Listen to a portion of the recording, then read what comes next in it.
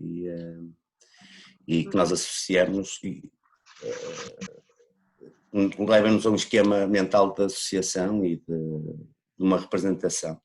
A utilização aquela questão da utilização do mas pode destruir completamente o que nós tínhamos dito anteriormente.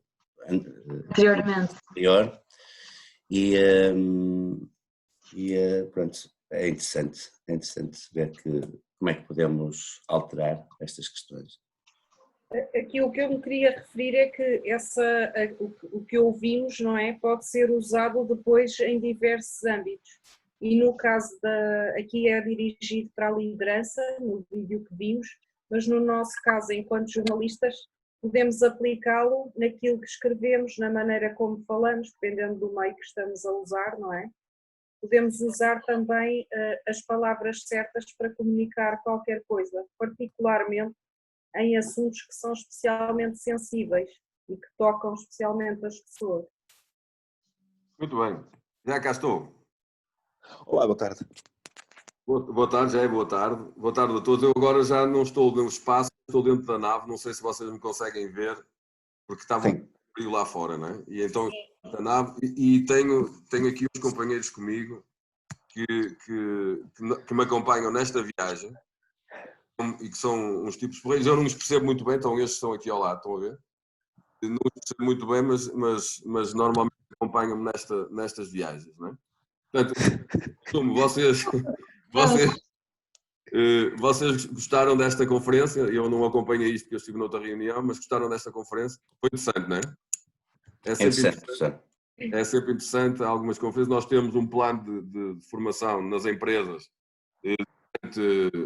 São 2 meses que nós temos isto planeado e as pessoas, o feedback que elas nos têm passado é muito interessante. E temos desde esta área a outra.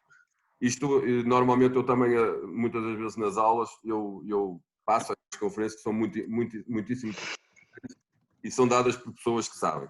Podemos continuar a aula, professora Ana? Por mim, sim, claro. Agora está tudo contigo, Diamantino. Vamos lá então começar e eu vou partilhar então o meu ecrã a partir de agora e vamos começar a falar então de economia. Já estão todos a ver o ecrã, não já? Sim. Sim. Ok. Muito malzinho, não dá para ler as coisas. Eu já vou colocar. Okay.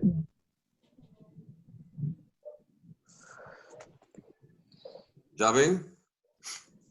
Sim. Sim. Ok, professor. Ok, vamos lá então. Nós hoje nós temos esta aula, digamos, vamos encurtá-la um pouco, vamos fazer aqui uma abordagem à economia, a diferença, e eu relembro que eu estou a dar uma aula, digamos, para pessoas que nem são da população em geral, embora a população também, todos eles dão algumas opiniões, etc., sobre a economia. Não estou a falar para os meus alunos de economia ou de gestão, etc., mas estou a dar algumas indicações muito simples para que vocês, que vão ser jornalistas, no futuro possam escrever alguma coisa sobre isto, dando algumas recomendações. No outro dia eu partilhei fiz um comentário no Facebook e coloquei... Então, coloquem, por favor, os vossos microfones sem som. Portanto, eu partilhei com a professora Ana uma informação. Uma jornalista... Slaia para todos, 2 pontos, estou a ouvir com falhas. Quem está a ouvir, de qualquer maneira, esta está a ser gravada e depois eu passo para a professora Ana, está bem? Para vocês e ouvirem. Portanto, dizia que há uma semana ou 15 dias atrás, eu fiz um comentário numa jornalista, uma colega da vossa professora e minha professora, que eu também tenho carteira de jornalista, embora eu só escreva sobre economia, e então eu comentava que os jornalistas devem ter cuidado quando escrevem as coisas. Porquê? Porque na vossa caneta saem informações que todo mundo vai ler. E são informações que muitas das vezes baralham isto tudo. A jornalista dizia sobre esta crise que o layoff fazia com que as empresas poupassem cerca de 20% daquilo que pagam aos seus trabalhadores. E eu mandei um mail para a jornalista, que é uma jornalista, penso que do Expresso, e disse que ela devia ter cuidado ao escrever algumas coisas, porque aquilo que dizia não era verdade. E nós falaremos disso mais tarde. E dizia à professora Ana que das coisas que eu gosto muito é de dar esta aula, digamos, na disciplina da professora Ana, porque eu acredito que muitos de vocês daqui a alguns tempos estão a escrever para os jornais, estão na rádio, estão nas televisões e vão se lembrar de que houve uma vez alguém, um professor que disse para vocês terem muito cuidado quando escrevem de coisas que não dominam. Porque naturalmente neste momento os empresários vão pagar menos aos trabalhadores e os trabalhadores vão receber menos, mas os trabalhadores estão a receber menos, não trabalham, mas os empresários pagam os tais 30% ou 20% no total do salário, mas não têm os trabalhadores para trabalhar. Então não estão a poupar nada, estão a pagar sem ter a força de trabalho dos trabalhadores. Portanto, isto faz toda a diferença e tem que ser explicado às pessoas. E, se vocês viram o meu perfil, eu sou extremamente crítico sobre tudo aquilo que está a passar. Se eu neste momento fosse Ministro da Economia, não fazia nada disto, porque eu acho que isto vai correr mal. Mas pronto, por isso a minha função aqui é dar-vos algumas noções sobre o que é microeconomia, macro e economia internacional, de uma forma muito simples. Depois avançaremos para a parte da macroeconomia.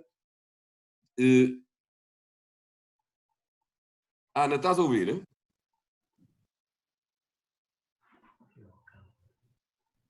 Estou a ouvir perfeitamente. Ok, está bem, peço desculpa.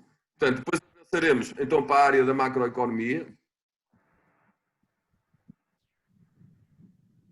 E depois para o mercado monetário, como é que surge o dinheiro, e eu coloco aqui duas questões. Uma delas, vocês receberam a informação sobre, ou melhor, receberam este programa.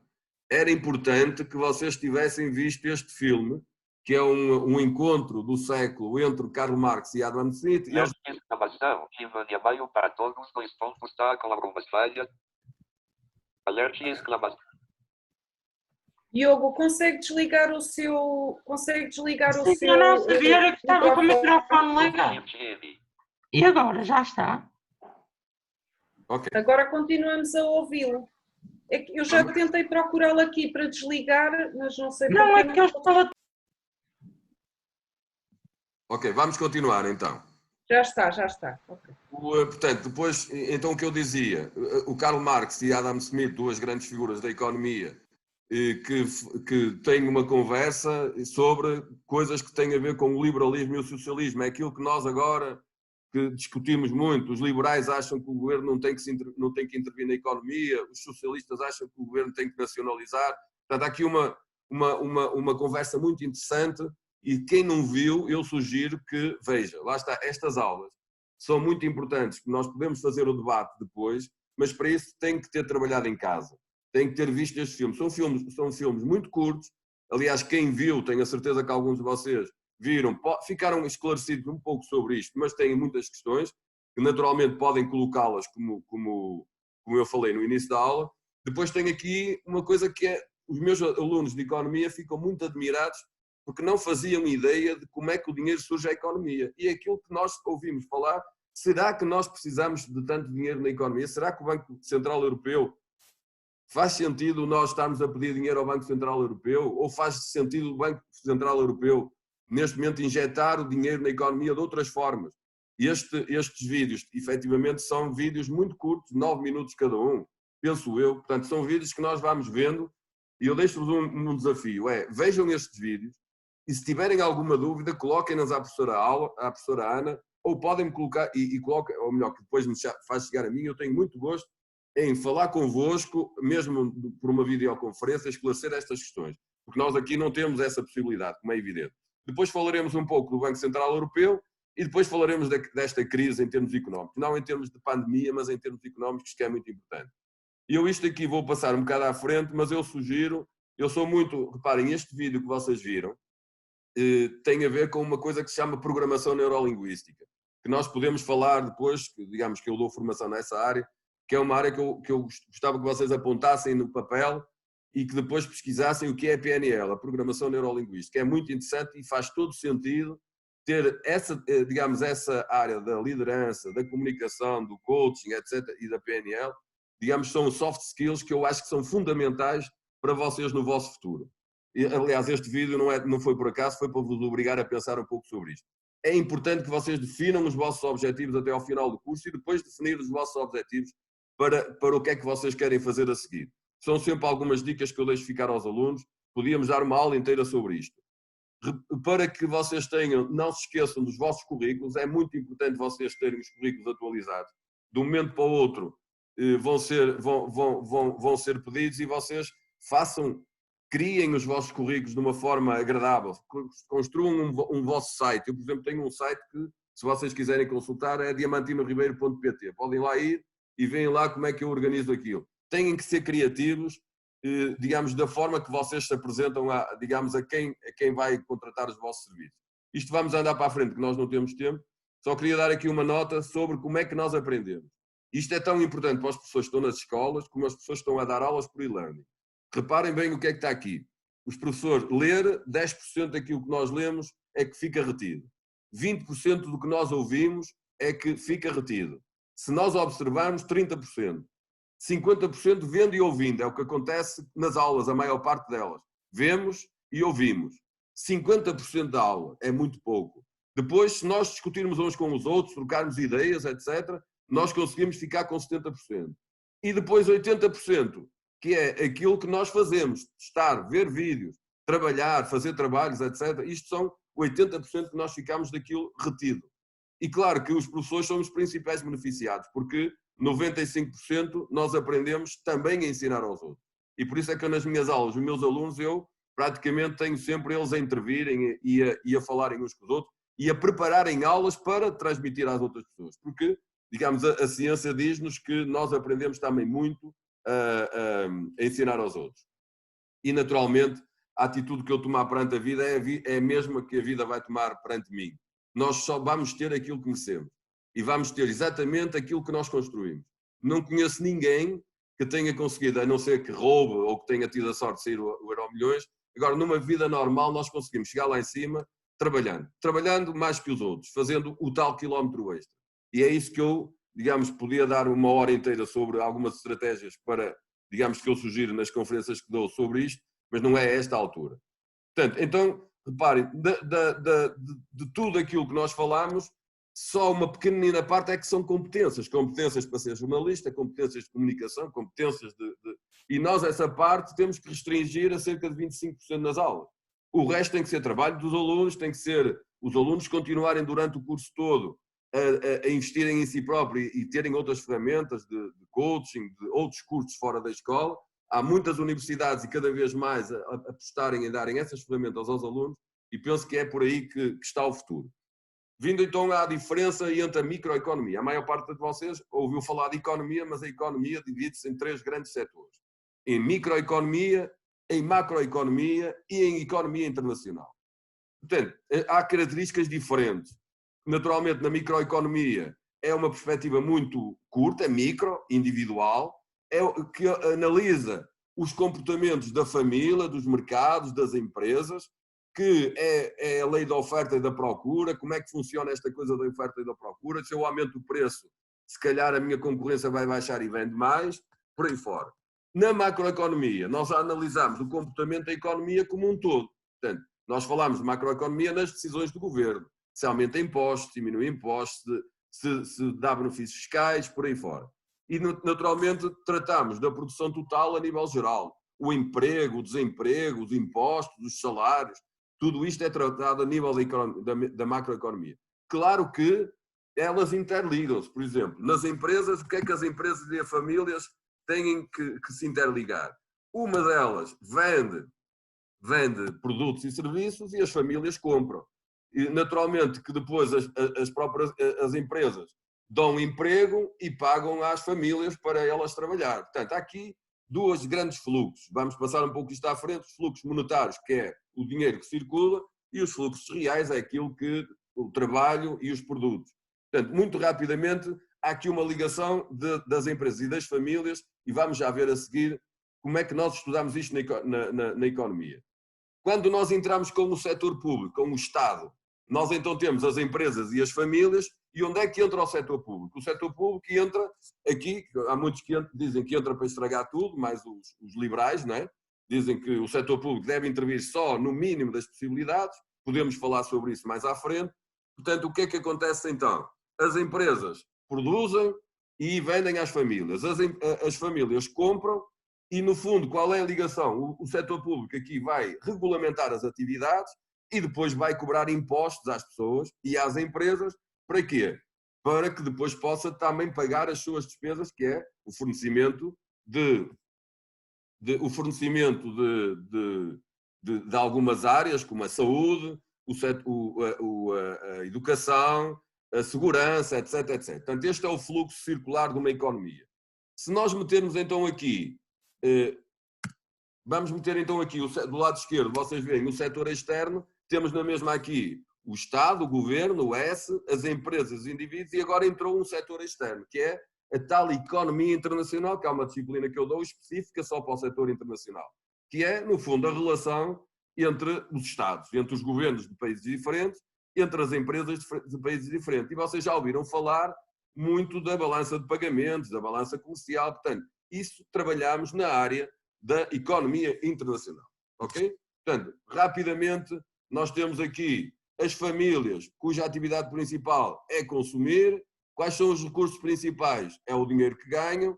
Depois temos as empresas, que se dividem em várias empresas não financeiras, como aquelas que nós normalmente temos, digamos, as empresas normais, e depois as instituições financeiras, como os bancos, etc, etc. Claro que as empresas produzem bens e depois têm as receitas, e os bancos prestam serviços, são muito importantes agora para esta altura onde nós estamos, e recebem os juros. E depois tem a administração pública, que naturalmente cobra impostos e distribui o rendimento. E depois temos o resto do mundo, que trocamos com eles bens e serviços. Portanto, penso que isto é relativamente simples de perceber. A economia funciona toda interligada, temos o governo ou o Estado, que somos todos nós, quem governa são os governantes, a macroeconomia trabalha com as áreas globais do país e depois a microeconomia trabalha com as empresas. Pronto, e depois há uma disciplina, várias disciplinas por cada. O PIB, todos vocês já ouviram falar do PIB, aliás, todos os portugueses, o PIB, e no fundo o que é o PIB? O PIB é a riqueza que o país produz durante um ano. Portanto, o produto interno bruto soma tudo. Agora, o que é esta coisa do PIB? Isto é o mais complicado, 99% das pessoas nem fazem ideia de como é que isto surge. Fala-se muito que o PIB do país é não sei quantos, que o PIB da Alemanha é muito maior, que está a crescer mais, etc, etc. Eu vou dar só aqui alguns tópicos e, mais uma vez, pegando nestas questões da microeconomia, da macroeconomia e da economia internacional. Então, a fórmula do PIB é composta pela microeconomia, pela macro e pela economia internacional. Então, aquilo que nós vemos que é o PIB, então é composto por uma forma que é o consumo das famílias mais o aforro ou a poupança das famílias. No fundo, é o rendimento das famílias. Quanto mais as famílias ganharem, mais elas consomem e mais elas poupam e mais produzem, mais contribuem para o produto interno bruto, para a riqueza do país. Portanto, se os nossos empregados ganharem mais, naturalmente é bom, mas tem aqui algumas condicionantes. Vamos já ver a seguir. Depois, na macroeconomia, temos os gastos do Estado, portanto, tudo aquilo que o Estado gasta também é bom para o PIB. E depois também o saldo entre as exportações e as importações, ou seja, é bom que a nossa economia exporte mais do que importe, porque isso também é bom para o PIB. Ou seja, quanto mais as famílias ganharem, melhor fica o nosso PIB. Quanto mais o Estado gastar, melhor fica o nosso PIB. E quanto maior for a nossa balança de pagamentos, ou seja, exportações menos importações, melhor para o nosso PIB. Mas há aqui uma coisa, eu aqui percebo perfeitamente, se estivesse no vosso lugar, percebia que na microeconomia não tenho dúvidas. Quanto mais as pessoas ganharem, melhor é, porque é riqueza para o país vai crescer, etc.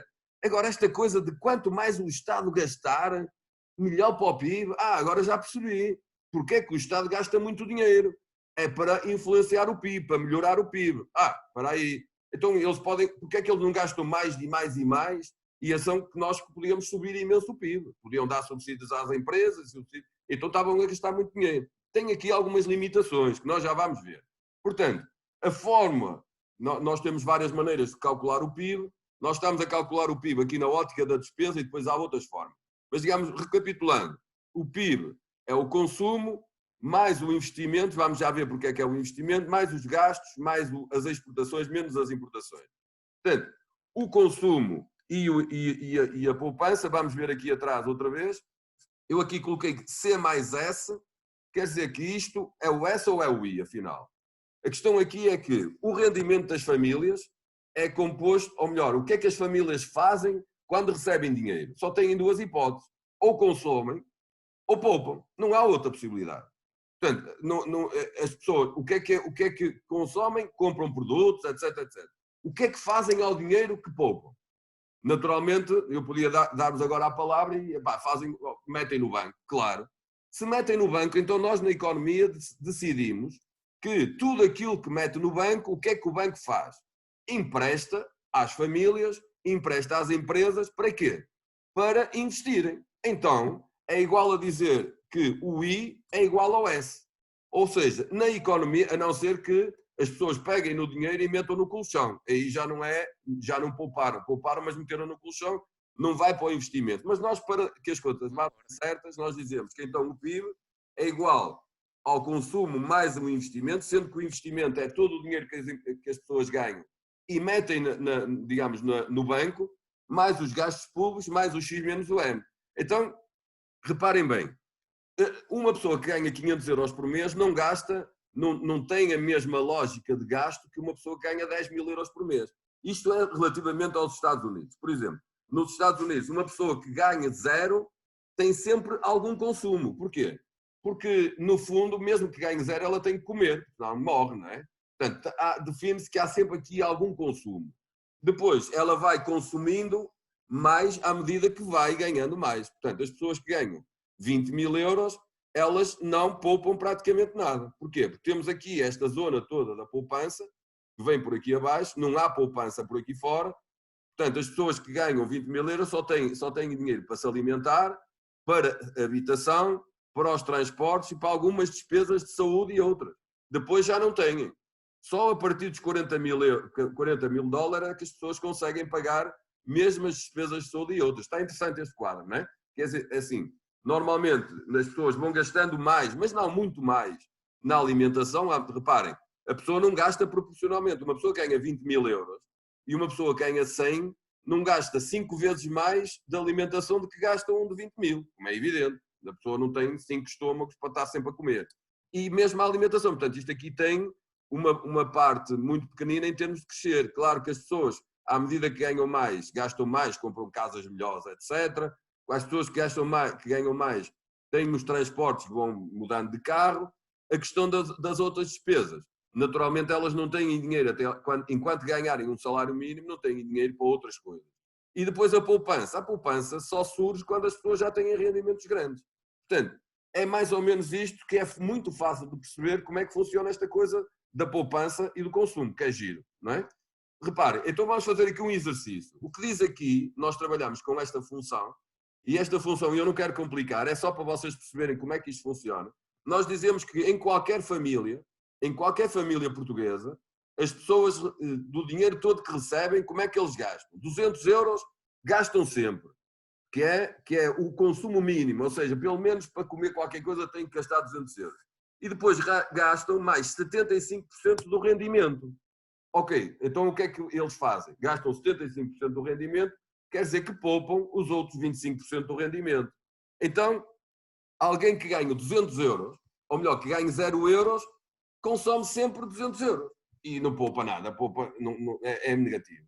Quando a pessoa ganha 800 euros, então ela vai poupar 0, ganha 800 euros e gasta 800 euros. Não poupa absolutamente nada.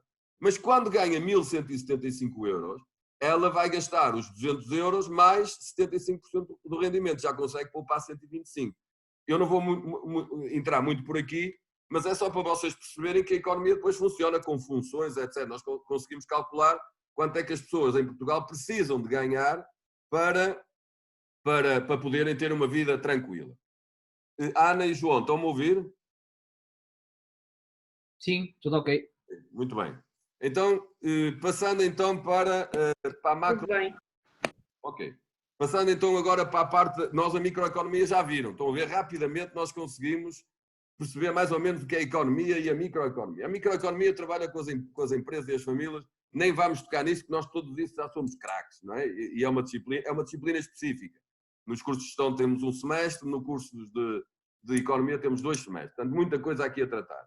Portanto, já percebemos então o cálculo do PIB, a consumo e a poupança, o orçamento de Estado, etc, etc. E depois vocês viram, o convite que eu vos mandei foi para ver então o debate entre estas questões de liberalismo versus socialismo.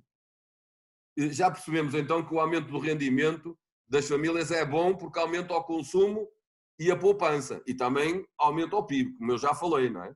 A questão aqui é saber se o objetivo dos países então é aumentar o PIB, porque ficamos mais ricos em termos nacionais, e se o que são os gastos do Estado, então porque é que o Estado não gasta mais e assim ajuda ao crescimento do PIB?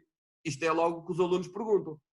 Já percebi porque é que os gajos estão sempre a fazer pontes e construir estados e fazer coisas megalómanas. É que assim gasta, mas ajuda ao PIB. Nós ficamos mais ricos em termos portugueses. É verdade, também é verdade que ficamos a dever mais dinheiro fora, não é? Mas vamos ver então porque é que eles não podem fazer isso. Porque temos uma coisa que se chama o Orçamento de Estado. E o Orçamento de Estado, o orçamento das famílias, o vosso orçamento que vocês têm, é composto sempre por receitas e despesas. Portanto, vocês só podem gastar se tiverem dinheiro.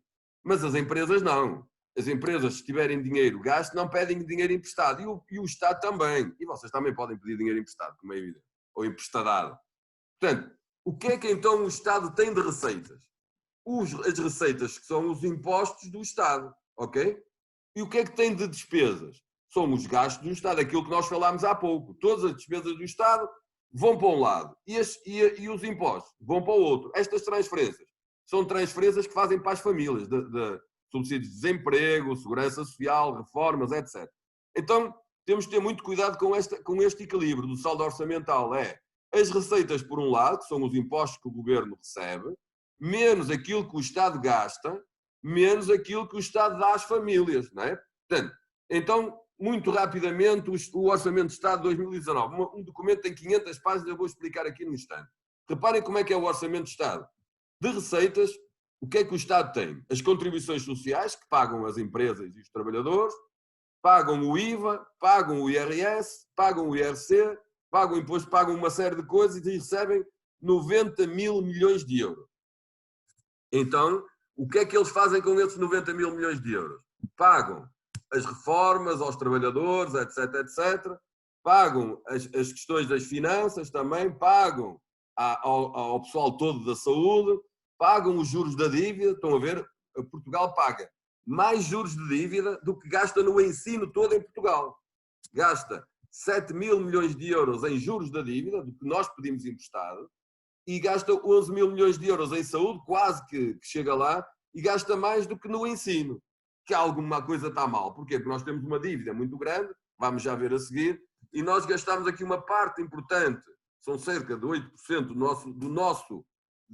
das nossas receitas, que é para pagar juros, o que não é agradável, não é? Portanto, depois, então nós recebemos de todos os portugueses 90 mil milhões e o nosso Ronaldo das Finanças depois gasta 91 mil milhões. Quer dizer que vai ter que pedir 385 milhões a alguém. Vai ter que pedir ao estrangeiro, ou vai ter que emitir dívida ou coisa do género, e temos um saldo orçamental de 0,42. Mas vocês dizem, está bem, então, mas se isto aumenta o PIB, é melhor nós gastarmos mais. Porque é que não pagam mais e não investem na saúde, não investem mais no ensino? Porquê? Porque nós temos coisas muito importantes que vamos falar a seguir. Por exemplo, este impacto do layoff simplificado, estes tais 70% que o Estado vai ter que a dar de apoio aos trabalhadores. Eles dizem, só isto vai aumentar, os tais 70% vai aumentar 5,6%, não é este valor, eu só estou a tirar aqui para vocês perceberem a lógica. 5,6 mil milhões de euros que vai custar os 70% que vão dar aos trabalhadores. Portanto, aumenta as despesas. E, ao mesmo tempo, do outro lado, estas contribuições que recebiam todos os meses e o IVA também vai quebrar. Portanto, há uma quebra da receita dos trabalhadores e do IRS, do IRC. Portanto, e há um aumento pequenino dos trabalhadores que vão continuar a pagar poucos impostos. Quer dizer que o nosso saldo passou de 385 para 394. Agravámos o saldo. Portanto, isto ainda vai ficar mais complicado, ainda temos que pedir mais dinheiro emprestado. Portanto, esta é que é a questão. Então, porquê é que o Estado não pede mais dinheiro emprestado, ou seja, não gasta mais dinheiro? Porquê? Porque nós estamos ligados à Europa e nós assinamos um acordo com todos os países europeus, dizendo que assinamos uma coisa que se chama o Plano de Estabilidade e Convergência, ou seja, os países devem evitar déficits públicos superiores a 3% do PIB, ou seja, quando nós queremos gastar, nós aqui até dissemos 0,42, podíamos gastar um pouco mais, sabendo que íamos ficar a dever. Não é conveniente subir muito isto, porque senão os juros da dívida ainda sobem mais. Mas, para além disso, também é verdade que eles dizem não podem ter dívidas públicas superiores a 60% do PIB. E nós já ouvimos dizer que nós temos uma dívida muito superior a esta, vamos ver daqui a pouco. E déficits superiores àquele valor podem levar a sanções, incluindo pagamento de multas. Ou seja, então agora eu já percebi, voltando para trás, eu já percebi que é verdade que eu aqui no G posso aumentar e aumento o PIB. Só que eu tenho uma limitação que é os 3%. Ou seja, no meu orçamento, este valor dos 0,42 eu só posso ir até aos 3%. Porque a partir daí a Europa já não me deixa e então eu não posso gastar aquilo que quero. Eu posso gastar aquilo que quero, mas entretanto, o que é que eu posso fazer para aumentar o meu investimento com o ensino? Eu quero passar de 6.400 para 8 mil milhões de euros com o ensino. Eu quero que esta malta fique a saber mesmo muito. Pagar melhor aos professores, melhores salas de aulas, etc, etc. A única hipótese que eu tenho é aumentar os impostos. Ok? Portanto, aumento os impostos e já posso pagar melhor. Mas, entretanto, aumentar os impostos, o que é que as pessoas vão fazer? Vão ficar chateadíssimas comigo. O Ronaldo das Finanças está sempre a aumentar os impostos, não é? Portanto, ele aumenta os impostos para quê? Para aumentar o valor que paga aos trabalhadores do Estado e à Segurança Social, o rendimento de inserção, tudo isto. E as pessoas dizem, não pagues a esses gajos, porque nós não queremos estar a pagar mais impostos. Portanto, há aqui um equilíbrio sempre. Para nós gastarmos mais dinheiro, temos que cobrar mais dinheiro de impostos. Pronto, macroeconomia é isto. Portanto, há sempre aqui uma linha muito difícil de ser gerida. É mais ou menos como o nosso orçamento familiar e o nosso orçamento. Eu não posso gastar mais que o que tenho, senão estou tramado. Depois, só muito rapidamente, não vamos trabalhar sobre isto. Vocês já ouviram falar do PIB real e do PIB nominal, tem a ver com a inflação, não vamos falar sobre isto. Depois o PIB per capita, que também é assim que nós conseguimos comparar se vivemos melhor, se nós somos mais ricos que a Alemanha, é natural que a Alemanha tenha um PIB muito superior ao nosso, porque é um país muito maior. Então como é que nós temos a possibilidade de saber se nós estamos muito longe deles ou não? É pegar no PIB, na riqueza toda do país, da Alemanha e de Portugal, e dividir pelo N, que é o número de população. Pronto, e aí vamos ter uma coisa que se chama o PIB per capita do ano. Ou seja, nós em Portugal temos um PIB per capita de 20 mil euros e os alemães têm um PIB per capita de 30 ou 40 mil euros. Os luxemburgueses têm de 70 mil euros. Portanto, há diferenças muito grandes quando vocês querem comparar país. Não comparem o PIB, porque o nosso PIB se calhar é maior que o PIB moçambicano e eles são maiores, não é? Porque eles ganham muito menos, portanto, são muito menos ricos. E nós temos um PIB maior, mas um PIB por cada pessoa, é aí que se tem que comparar. Depois, algumas limitações, digamos, no PIB, porque o PIB é dividido por todos e muitos deles, ou seja, eu digo que o nosso PIB são 20 mil euros, mas há muita gente que ganha só 5 mil euros e outros que não ganham nada. Portanto, não é bem aquilo que é o PIB per capita, não é bem isso, mas efetivamente é uma forma que foi encontrada na economia para podermos fazer alguns cálculos. Nada de especial. Portanto, vamos continuar. Depois, isto é a vossa parte. Vocês, isto é os títulos que aparecem nos jornais, são escritos por jornalistas de todos nós. O governo prevê que a dívida pública fique nos 60% do PIB, mas só em 2033. Portanto, e quem escreve isto tem que justificar. Vocês, com esta área que eu vos dei, já conseguem perceber mais ou menos, depois vamos resumir, o que é esta coisa da dívida pública. Portanto, a dívida pública aumenta à medida que nós, no Orçamento de Estado, todos os anos, se gastarmos mais do que o que recebemos de impostos, nós temos que pedir a alguém e a dívida pública tem que estar, digamos, tem que ser equilibrada. Depois, há outro jornal que diz logo a seguir, que só em 2054 é que iremos finalmente desapertar o cinto. Ora bem, a população, quando ouvi isto, 2054, eu, puxa, pá, isto é uma coisa complicada. Eu vou estar com o cinto apertado até 2054. Isto são notícias. E vamos ver então agora o que é que aconteceu à nossa dívida pública. Repare, isto é desde 1850, a dívida, aqui são os 60% obrigatórios pela Europa, não podemos passar daqui. E então tem aqui uma subida, depois tem aqui as guerras e tal, depois a partir daqui entra o Salazar em 1928, 1930, e o Salazar, não vamos falar sobre ele, mas digamos foi o primeiro-ministro, o governante, esteve entre o grande ditador português, desde 1928 até 1974, ao 25 de Abril, e ele conseguiu equilibrar as finanças públicas e trouxe-as até aqui ao mínimo, quase que não devíamos nada a ninguém. E depois, a partir daí, entrou os outros todos que nós conhecemos, desde o Mário Soares, ao Cavaco Silva, ao José Sócrates, e isto foi um besta-vias, ou seja, o Mário Soares levou até aos 60% do PIB, andou aqui, o Cavaco Silva aguentou, passou a bola para o Sócrates e nós já vimos o que é que aconteceu a seguir. E não vale a pena estarmos aqui muito a discutir sobre isto, porque a dívida pública... Estou no bolso. Desculpa? Não ouvi? Eu tenho uma pergunta. Posso fazer uma pergunta? Pode. Atualmente há algum país que consiga ter, portanto, a percentagem da dívida pública sobre o PIB ali a arrasar o zero? Ou... Não, eu vou pedir o seguinte, se não se importa, para nós não estarmos a interromper, porque senão eu não consigo controlar. As perguntas são todas muito boas, eu peço para vocês apontarem no vosso papel ou colocarem na caixa de texto, mas de qualquer maneira, para eu levar isto tudo direitinho, para não perdermos o fio à meada, está bem? Concordam? E depois apontem tudo e no final, no nosso debate, nós colocamos ordenadamente, vocês colocam. Porque eu sei que esta área é muito interessante e a malta normalmente faz muitas perguntas. Portanto, o que eu lhe posso responder é não há países que não devem nada. Porque normalmente há países que emprestam dinheiro e também têm dinheiro a receber, ok? Portanto, há balanças financeiras dos países que são muito mais equilibradas. Na Europa, os grandes países todos estão acima dos 60%, a Alemanha conseguiu baixar agora e deve estar nos 60%, mas depois os países maiores somos nós, a Itália e a Grécia.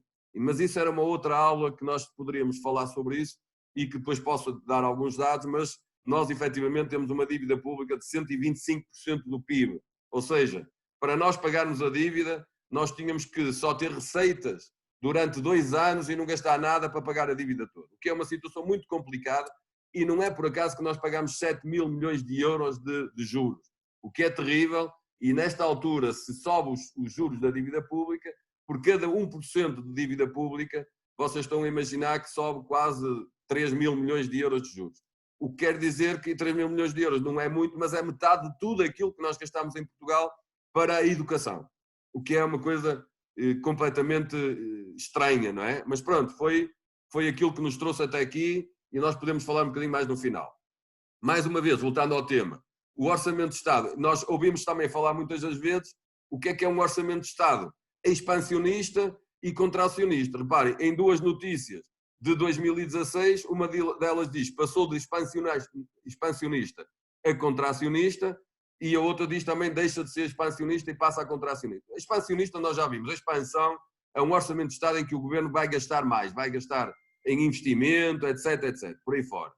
E o orçamento de Estado é quando as coisas estão a correr bem, nós queremos investir. Aliás, os orçamentos de Estado, a partir desta crise, vão ter que ser todos expansionistas, vão ter que gastar dinheiro porque vai haver muitas empresas que vão à falência. Depois, o que é contracionista? É quando nós apertamos o cinto. Ou seja, não há dinheiro, não podemos contrair dívida e então temos que todos apertar o cinto. Em Portugal, vocês da vossa idade só ouviram falar em orçamentos contracionistas, infelizmente. Vocês e os vossos pais. Portanto, e então, também em 2016, o governo está preocupado com a subida dos juros. Como eu já vos disse, é natural, porque cada vez que sobe 1% da taxa de juros, nós neste momento estamos com taxas muito baixas, mas se houver uma derrapagem, e por isso é que os nossos governantes estão preocupados, se houver uma derrapagem em que os juros sobem 1%, nós levamos com mais 3 mil milhões de euros de dívida, 2,5 ou 3 mil milhões de euros, o que é gravíssimo para a nossa economia, não é? Temos que aumentar os impostos, etc, etc. Portanto, conceitos que nós já ouvimos falar aqui. O emprego, o nível de emprego, já falámos na microeconomia, os juros, a moeda vamos falar daqui a pouco, o investimento e a poupança, a inflação não vamos falar, a inflação todos nós já ouvimos falar que é o aumento consecutivo dos preços dos produtos, não é? O governo, os impostos, a exportação e a importação, o crescimento económico nós crescemos em termos económicos se o nosso PIB este ano foi melhor que o ano passado e por aí fora, contabilidade nacional, isto vamos passar tudo à frente, porque isto é mais... Aqui tinha uma entrevista que também não vou ver, que é do Sr. Porter. O Porter é um guru da gestão e em tempos veio a Portugal e disse que e nós pagámos milhões de euros para ele fazer um planeamento estratégico para Portugal e ele veio a Portugal, fez o planeamento estratégico para que nós investíssemos em determinadas áreas, por exemplo, na remodelação do calçado português, etc, etc, e nós demorámos imenso tempo a implementar isto. E claro que não conseguimos chegar lá e por isso mesmo estamos aqui com uma série de problemas. Ou seja, nós pedimos para nos ajudarem, os consultores fazem o seu trabalho e dão sugestões e depois nós não cumprimos nada. Grande parte é mais ou menos isto. Passando agora para o terceiro ponto, o mercado monetário.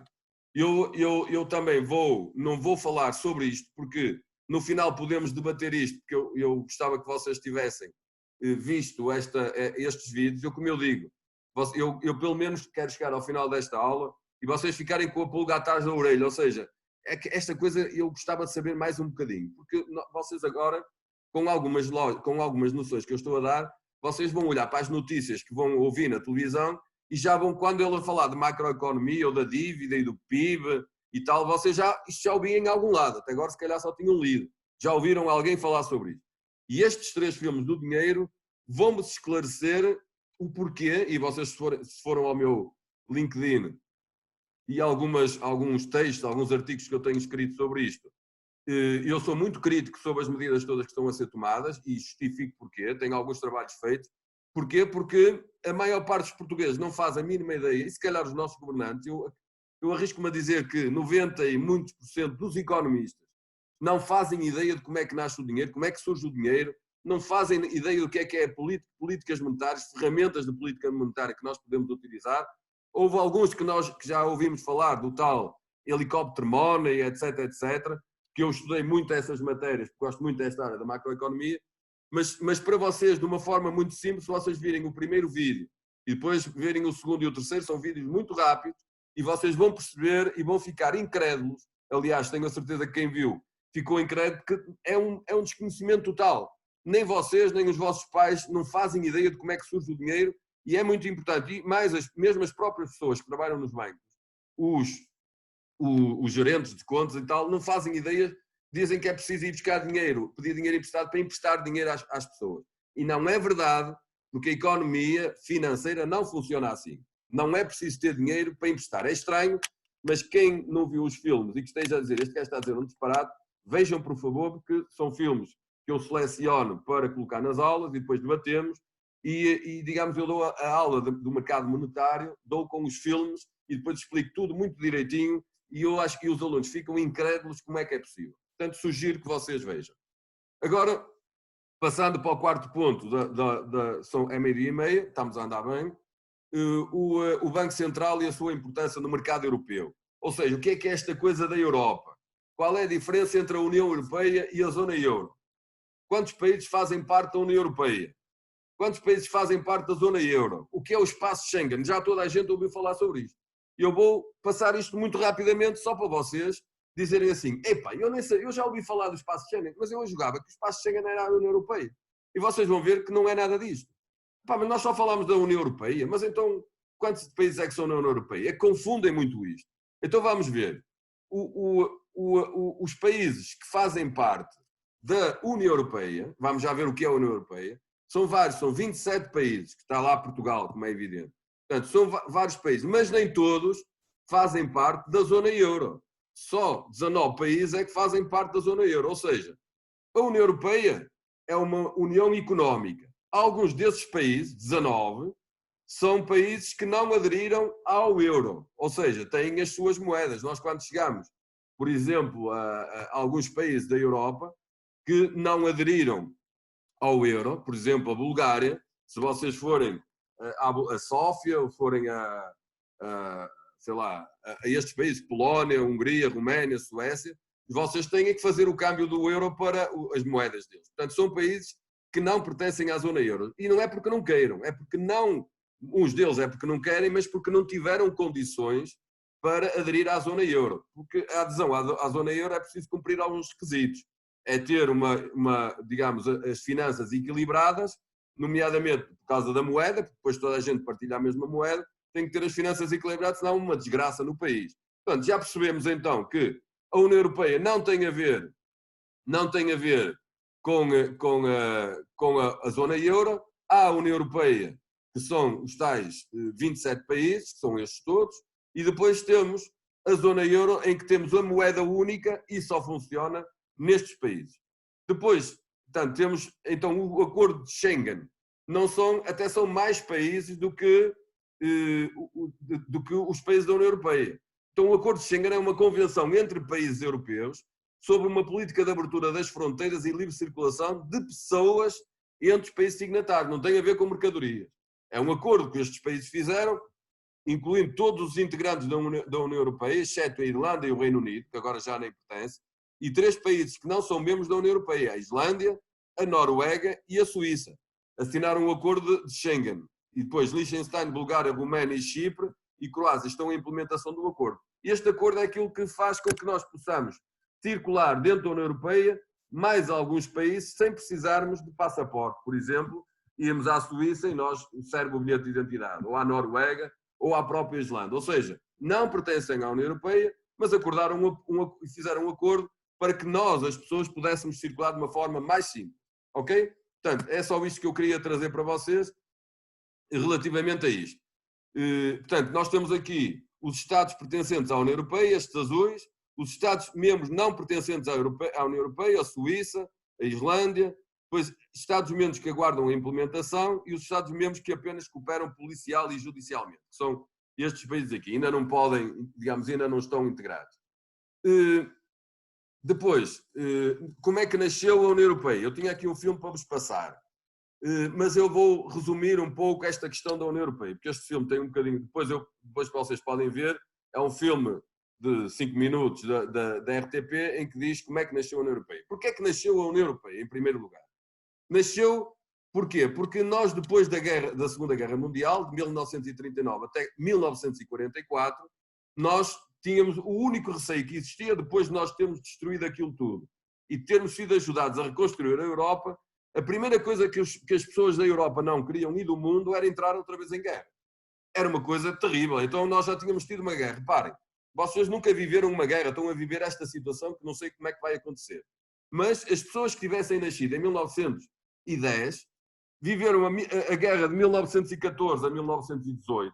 Foi uma guerra terrível, morreram milhões de pessoas. E passado 20 anos, em 1939, outra vez outra guerra mundial. É uma coisa estranhíssima. Então destruíram a Europa 2 vezes. Então em 1948, 50, as pessoas começaram a pensar, como é que nós vamos resolver o problema para estes gajos não andarem outra vez todos à porrada? A Alemanha e a França e toda a gente. Então há uma coisa que tem em comum a guerra. Agora já não tem tanto, que era para entrar na guerra era preciso ter o controle do carvão e do aço. Então fizeram uma organização que se chamou SECA, Comunidade Económica do Carvão e do Aço, e convidaram os países principais a entrar lá, essencialmente os 2 inimigos, a França e a Alemanha.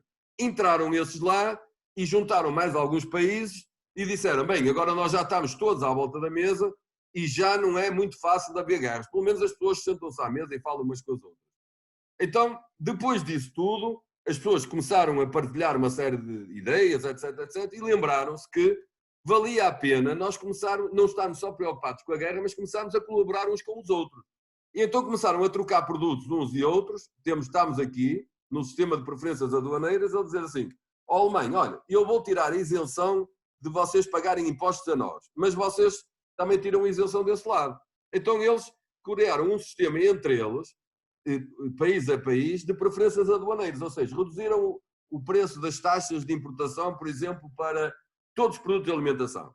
E a Alemanha fez a mesma coisa. E aos bocadinhos, nós conseguimos passar de um sistema de preferências aduaneiras individual para uma zona de comércio livre, ou seja, todos os países começaram a trocar produtos e tivemos que ajustar, mas toda a gente aceitou e passou a integrar essa zona de comércio livre, ou seja, deixámos de cobrar impostos uns aos outros. Eu mando alguma coisa para a Alemanha e a Alemanha não cobra nada por eu mandar para lá. E assim foi, e fomos juntando uma série de países. Então, até que chegámos aqui a uma união aduaneira, ou seja, criámos uma união aduaneira e nessa união aduaneira a única coisa que teve que ser previsto era, para além da relação que existe entre os países não cobrarem taxa uns aos outros, temos a questão da relação que nós temos com os países de fora. Ou seja, Portugal entrou na união aduaneira e dizia assim, eu aqui dentro não pago nada, e então o que é que eu posso fazer? Vou ao Brasil, o Brasil manda para mim, não manda para os outros países, porque paga, mas manda para mim, eu faço um acordo com o Brasil, eu não cobro taxas, eles mandam para cá e eu meto nos outros países. Não. A União Aduaneira diz, atenção que nós, tudo bem, temos uma zona de comércio livre, mas existe uma pauta aduaneira comum, ou seja, a relação de todos os países passou a ser igual, fosse Portugal, França ou Itália, com um país de fora desta União Aduaneira. Então, podemos começar a trabalhar. Isto foi feito de uma forma gradual. O mercado comum possibilitou, para além da União Aduaneira, nós podermos abrir, digamos, o mercado também aos trabalhadores e ao dinheiro. Ou seja, a partir do mercado comum, qualquer um de nós pode ir trabalhar para a Itália, para a França, livremente, porque pode lá trabalhar. Tem é que ter emprego, não é? Portanto, isto é o mercado comum. Metemos, para além da União Aduaneira, a livre circulação de pessoas e do dinheiro. Eu posso abrir uma conta agora em Espanha, tranquilamente. Até que chegamos à União Económica. E a União Económica, isto já começa a pesar mais. Esta União Económica depois já entra também na questão do dinheiro. Temos uma moeda única, com vantagens e desvantagens. Eu agora até fico um bocado chateado quando eu vou para um país e tenho que trocar euros por uma moeda da Bulgária ou da Polónia. Não acho piada nenhuma, mas isto tem alguns condicionalismos para os países, não é? Portanto, não vamos explicar, que isso é outro tema para outra aula. Portanto, neste momento nós estamos numa união económica. Depois, aqui no final, vocês veem a união política. A união política é aquilo que muitos defendem e outros não defendem, que é uma federação de países, mais ou menos como acontece nos Estados Unidos. Os Estados Unidos têm isto tudo e têm os Estados, mas todos estão dentro do mesmo governo, ou seja, é o governo central e depois todos os Estados são independentes, mas têm a mesma moeda, podem partilhar, mas têm a união política. Portanto, rapidamente nós passamos tudo isto, demorou mais de 50 anos e agora estamos aqui e o que nós estamos a passar atualmente vai decidir se nós avançamos para aqui ou se nós recuamos. Não está nada, digamos, tudo aquilo que acontecer agora nesta crise vai depender do futuro da União Europeia, da União Económica, da União Económica e da União Monetária também. Portanto, estes são os países todos aqui detalhados, vocês podem ir à internet. Estes são os países da zona euro, portanto não são todos. E agora o que é o Banco Central? O Banco Central Europeu então entra na altura que é criado o euro, no início do século, no ano 2000, é criado, um bocadinho antes, é criado o Banco Central e é ele que é o que controla as políticas monetárias. Deixou de ser o Banco de Portugal a emitir os escudos, deixou de ser o Banco de Portugal a decidir sobre a taxa de juro e sobre meter dinheiro na economia, etc., e passou para o Banco Central Europeu. Este é o Banco Central que gera a política monetária dos 19 países da União Europeia que adotaram o euro, não é? Reparem, só muito rapidamente, depois vocês ficam com isto, tudo isto é o capital social do Banco Central Europeu. E nós vemos a percentagem que cada país tem no Banco Central Europeu. Por exemplo, Banco de Portugal, nós só temos 1,7% do Banco Central Europeu. Em contrapartida, a Itália tem 12%, a França tem 14% e a Alemanha tem 18%. Isto também é verdade que são os países maiores, até pelo número de pessoas, etc, etc.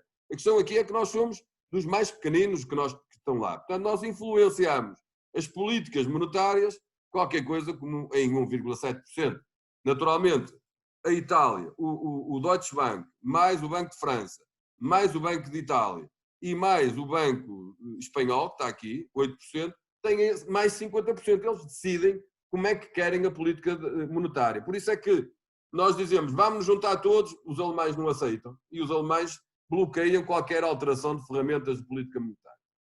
Depois há outros que também têm, aqui embaixo vocês veem o capital, são 69%, portanto 70% dos países pertencentes ao euro, que têm decisões nas matérias monetárias, mas depois tem todos os outros, que agora já não está estes 14% do Banco de Inglaterra, e que tem os outros que totalizem então o capital social do Banco Central Europeu. Portanto, isto é uma ideia só para vocês verem como é que funciona o Banco Central Europeu. Já percebemos, então, em resumo, percebemos que o que é a economia, divide-se em 3 grandes setores: a economia, microeconomia, das empresas e das pessoas, como é que elas se relacionam.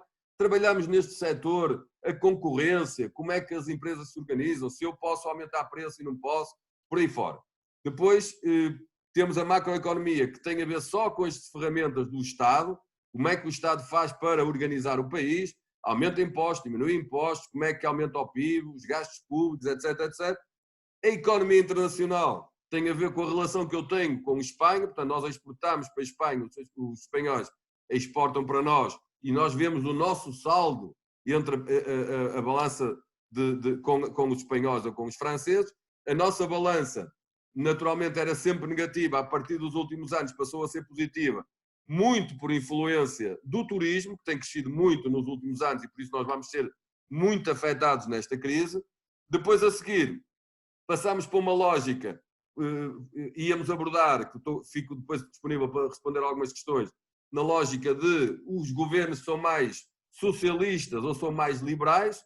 Neste momento temos um único deputado que é liberal na Assembleia da República. Depois as políticas mais de esquerda ou socialistas do PCP, do Bloco de Esquerda e do Partido Socialista, as políticas mais liberais ou chamadas de direita dos partidos do PSD, do CDS e agora também digamos, do Chega e da Iniciativa Liberal.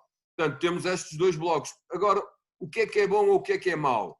Há muitos que acham que o governo deve intervir mais na economia. Portanto, sou mais conservador. Há outros que dizem, não, cada um trata da sua vida e o governo tem é que disciplinar, etc, etc. Há sempre uma coisa que eu digo aos meus alunos. Eu não tenho, aliás, eu tenho uma ideia, como é evidente, e atuo segundo os meus princípios. Mas as ideias são todas boas. E vocês devem argumentar as vossas ideias, defendê-las, tendo em consideração que vocês têm que fazer uma coisa que é básica, que é estudar as ideias de uns e de outros, estudar as ideias de uns e de outros nos liberais e tentar juntar. E para isso eu ajudei-vos, porque eu deixei ficar um vídeo para vocês verem o que é que Karl Marx diz sobre uma microempresa, um tasco que eles estavam a tomar um copo de vinho. O que é que o Marx diz? Não, eu acho que o socialismo é melhor assim, assim. E depois vem o Adam Smith a dizer, não pode ser assim porque é melhor que haja a iniciativa privada, etc. E então depois de vocês verem esse vídeo, quem não viu, e quem viu pode colocar algumas questões, vocês ficam já com argumentos de um lado e do outro, porque eu, sinceramente, eu posso argumentar das duas partes, e eu, se estiver com um liberal, eu posso lhe colocar uma série de questões, porque sou mais socialista, sou mais pelo um governo conservador, ou então, se for alguém da parte socialista ou da parte comunista, eu digo, não, mas eu não é argumentar que vocês são os fascistas ou que vocês são os comunistas que comem meninos ao pequeno almoço. Não é nada disso. É argumentar de uma forma, digamos, ideológica sobre as políticas que os governos tomam para a macroeconomia, se forem governos mais socialistas ou mais liberais. É mais ou menos isto que nós vimos. Que eu vos sugeri. Entramos na área do dinheiro. Eu recomendo vivamente que vejam os vídeos, são muito interessantes, vocês ficam com uma ideia, eu não vou aqui debater porque digamos, são 4 ou 5 aulas, e eu prefiro que vocês coloquem as vossas questões aqui ou mais tarde e podemos falar. A professora Ana, se quiser, se for interessante, abre mais uma sessão e nós podemos falar especificamente sobre isso. E depois a seguir chegamos digamos, à nossa ligação com a Europa. E como eu disse, esta ligação está agora a ser toda testada, porque tudo aquilo que vai acontecer vai definir como é que vai ser o nosso futuro. Voltei, já desativei as informações, digamos, a tela, para vocês me verem, porque eu normalmente quando estou a explicar também aparece os treinadores de futebol, não é?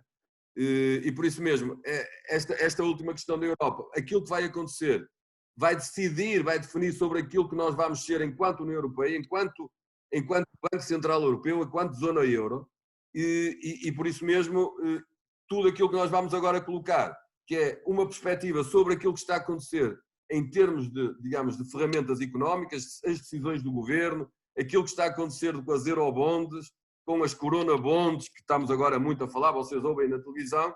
Eu vou dar só uma panorâmica muito, muito rápida sobre isto, e depois nós somos 12h53, vou gastar mais 5 a 10 minutos, e depois abriremos algumas questões que vocês podem colocar. Portanto, sobre aquilo que está a acontecer.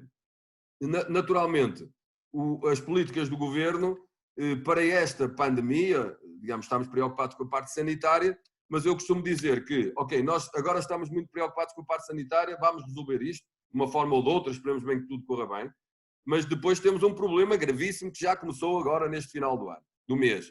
Há muitos empresários que já não tiveram dinheiro para pagar às pessoas, e é verdade que vocês, como político, como jornalistas, como uma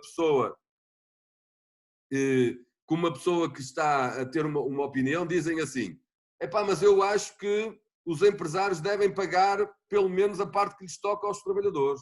E eu digo, sim senhor, eu estou completamente de acordo, porque eu pessoalmente, nós temos no grupo de empresas, que é um grupo familiar, mais ou menos familiar, que nós temos e estão mais de 300 pessoas, nós asseguramos os salários por inteiro a toda a gente. Mas porque nós temos empresas que são empresas tranquilas, que não têm, embora são empresas com alguma dimensão, e nós asseguramos a todos os trabalhadores, até junho, pelo menos, eles continuam a receber integralmente o salário, e só uma parte deles é que estão a trabalhar. Portanto, eu faço aquilo que digo, eu faço aquilo que sugiro aos outros empresários. O problema é que há outros empresários, por exemplo, que têm um restaurante. E que vocês têm um restaurante, quem é que emprega? Emprega a mulher e mais 13 empregados. E o restaurante recebe todos os dias e pega nesse dinheiro, organiza, e depois vai à macro, compra as mercearias e tal, mete lá dentro e a mulher, que às vezes até está na cozinha, cozinha e vende às pessoas, recebe dinheiro, e o ciclo é este. E eles não têm dinheiro. Pararam a atividade, fecharam o restaurante no meio do mês e neste final do mês, no dia 31, não têm dinheiro para pagar às pessoas. Por muito que as pessoas digam, mas é obrigatório pagar, o que é certo é que tem um problema, é que não há, e eles não têm dinheiro no banco para pagar às pessoas. Mas deviam ter, está bem, mas não têm.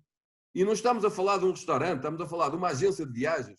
Eu sou consultor de algumas agências de viagens e algumas dessas agências mais pequenas dizem, nós temos dois problemas, é que nem pagamos aos fornecedores, depois os nossos clientes que já não nos tinham pago, nós pegamos nesse dinheiro e fomos gastando e não temos o dinheiro para lhes devolver, e tem que continuar a pagar a renda e tem que continuar a pagar os salários. Então o que é que eu faço? Não pode, nem sequer pode recorrer ao layoff, porque não tem dinheiro sequer para pagar às pessoas. Portanto, estamos numa situação extremamente complexa que se calhar vocês vivem nas próprias vossas famílias, em amigos, em pessoas de família. Esta é uma parte da sociedade. A outra parte da sociedade são aqueles empresários que têm as coisas organizadas e têm médias empresas e pequenas empresas que dizem, eu tenho disponibilidade e vou continuar a assegurar o emprego às pessoas, mesmo elas não trabalhando. Eu aí defendo que devem fazer isso, devem ser, não é obrigado, mas devemos reconhecer que aqueles que vão fazer, fizeram aquilo que está certo. Eu defendo isso. Depois temos a outra parte, as grandes empresas, que é o que está a acontecer na TAP, o que está a acontecer nestas cadeias grandes, que as pessoas vão para casa, mas quem ganhava 700 euros passa a ganhar 600 ou 500, não é? Portanto, isso vai haver um impacto no rendimento das famílias, como nós vimos há pouco. Há pouco vimos que o rendimento das famílias é para gastar e para poupar. Bem, poupança vai ser muito difícil as pessoas fazerem, a não ser que ganhem muito dinheiro, até porque neste momento alguém que ganha 5.000 euros, no máximo só pode entrar na layoff, só ganha 1.905. Portanto, é uma redução drástica. Portanto, vai haver impacto económico no consumo das famílias, na poupança das famílias, já estamos a perceber o que é que vai acontecer, e para além disso, o número de funcionários que vai para o desemprego. Por exemplo, vocês veem notícias dos Estados Unidos com o desemprego em massa, veem notícias de ontem da Espanha, o maior pico de todos os tempos em desemprego. Porquê? Porque reparem os pequenos empresários. Eu digo isso aos pequenos empresários. Vocês não têm possibilidade, o que é que vocês vão fazer? Mas os trabalhadores não querem ir para o fundo de desemprego. Pronto, não querem ir para o fundo de desemprego. E eles vão ter que aguentar até que a empresa começa a arrancar para lhes pagar os salários. Porque uma coisa é certa, é que se vocês não têm 1000 euros para pagar os 10 salários, vocês só têm 1000 euros, não têm dinheiro para pagar ao pessoal, o que é que podem fazer? Não pode, o pessoal nem o Estado pode vir bater nos empresários. Pá, não tem dinheiro, não tem. E o que é que vai acontecer a seguir? É que os empregados vão deixar de estar o mês de março sem receber. Até é mais ou menos como morrer na passadeira, e têm toda a razão, certo? Porque morreram na passadeira, mas quem morreu foi eles. E os trabalhadores neste momento é isto que acontece. Eles até têm toda a razão, porque têm direito a receber o dinheiro. Só que se a empresário não tiver dinheiro para pagar, é um problema complicadíssimo. Eu não estou a dar a minha opinião, eu estou a dizer a realidade. Portanto, neste momento, os empresários que podem, eu acho que devem pagar. Os que não podem, têm duas hipóteses. Ou dizem, ou acordam com os trabalhadores e pelo menos protegem-nos, e eles vão para o Fundo de Desemprego, eles dão-lhe a carta do Fundo de Desemprego, eles vão para o Fundo de Desemprego e recebem pelo menos 60% do salário pelo Fundo de Desemprego. Reparem, naquilo que nós vemos da macroeconomia, reparem o que é o aumento das finanças públicas. Não é? Vai aumentar a despesa imensa. Para além disso, se não fizerem nada e se os trabalhadores disserem, mas eu não quero ir para o Fundo de Desemprego. Ok, então espero que você me pague. Como nós vamos abrir somente só lá para, sei lá, para agosto, setembro, não sei quando é que vai ser, como é que as pessoas vão fazer para receber algum dinheiro? Portanto, temos aqui num dilema terrível. Para além de que, depois de passar tudo isto, nós não sabemos quantas empresas é que vão falir, portanto, vai haver muitas falências. Isto não é, digamos, não é assustar, mas é natural, estamos a falar da economia, não é? Vai haver muitas falências, vai haver muitas pessoas que vão poder recuperar. Há uns que já me disseram que já acordaram com os trabalhadores, fecharam a agência e falaram aos trabalhadores todos e eles foram para o Fundo de Desemprego. Ok, pelo menos recebem. E depois, lá para quando isto rodovar, eles abrem outra vez a empresa e vão buscá-los. Epá, isto não está muito bem porque os partidos não gostam disto. Mas cada um de nós tem que olhar para si, tem que olhar para a situação da melhor maneira possível. Para si e para as pessoas que trabalham com ele e as famílias. Portanto, esta é a posição macroeconómica. Relativamente à Europa, só para fecharmos isto, das decisões da Europa, nós estamos a ver, os partidos, os governos não se entendem, porque uns não querem, porque dizem, os alemães dizem, mas nós não precisamos nada disso, nós vamos meter dinheiro na economia porque eles têm muito dinheiro. Mas países como o nosso, que já não conseguem pedir mais dinheiro emprestado, vamos ter chatices. A Itália também tem uma dívida muito grande, maior que a nossa, vai ter chatices. Os próprios franceses vão ter chatices.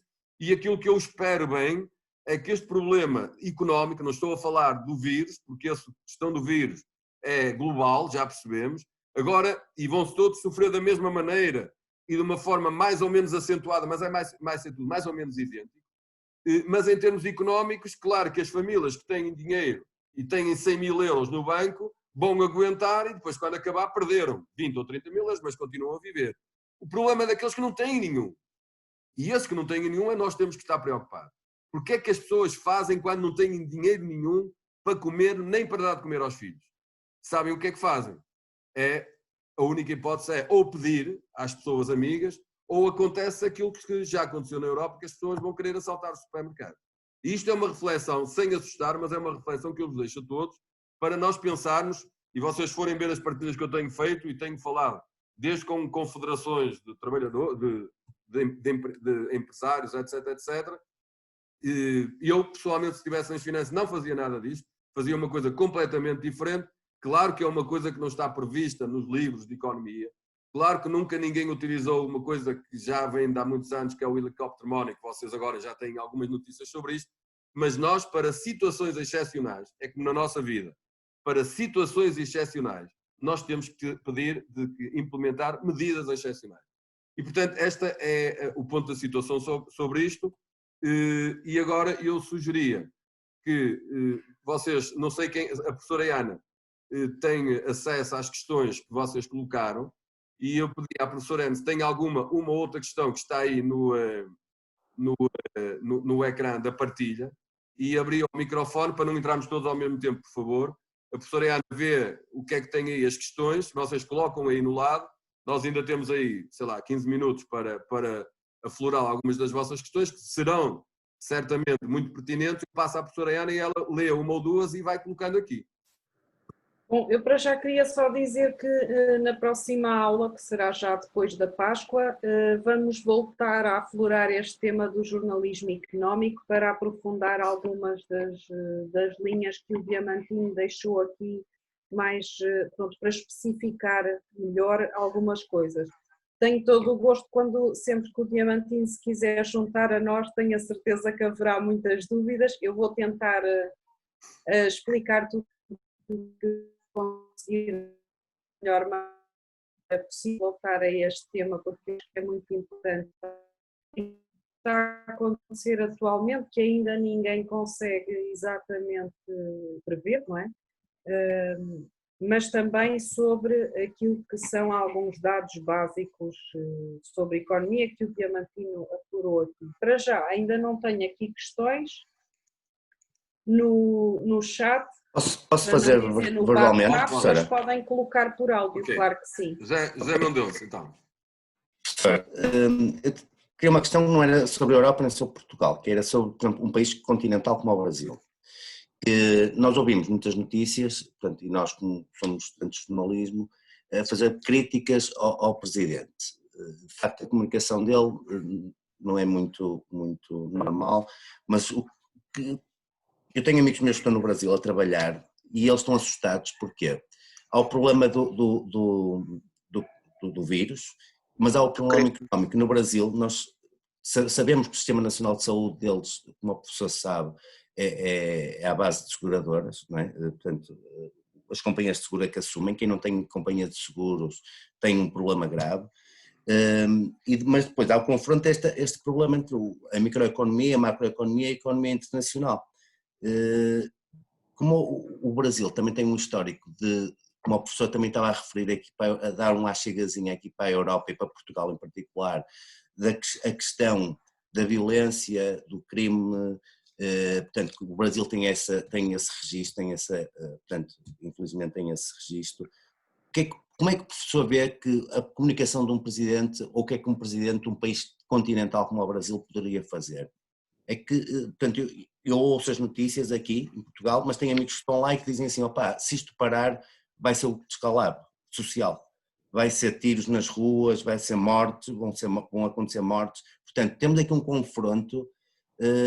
Queria que o professor fizesse a sua leitura, portanto, e agradeço desde já a aula que teve connosco, que foi bastante esclarecedora. Obrigado, José Mendonça. Bem, eu acho que as palavras de toda a gente só no final é que vão ser avaliadas. Aliás, é o problema, é os resultados finais nos jogos de futebol e é os resultados finais daquilo que aconteceu no mundo, na Europa, não é? Estamos a ver que em termos de crise, nós temos três grandes figuras mundiais completamente controversas, que é o homem do Reino Unido, que felizmente depois acabou por ficar em casa, temos o Bolsonaro e temos o Trump. E todos eles têm mais ou menos esta lógica, não é? Isto é alguma influência. Eu percebo que os presidentes, eu trabalho, embora seja economista, a professora Ana sabe que eu trabalho sobre comunicação governamental.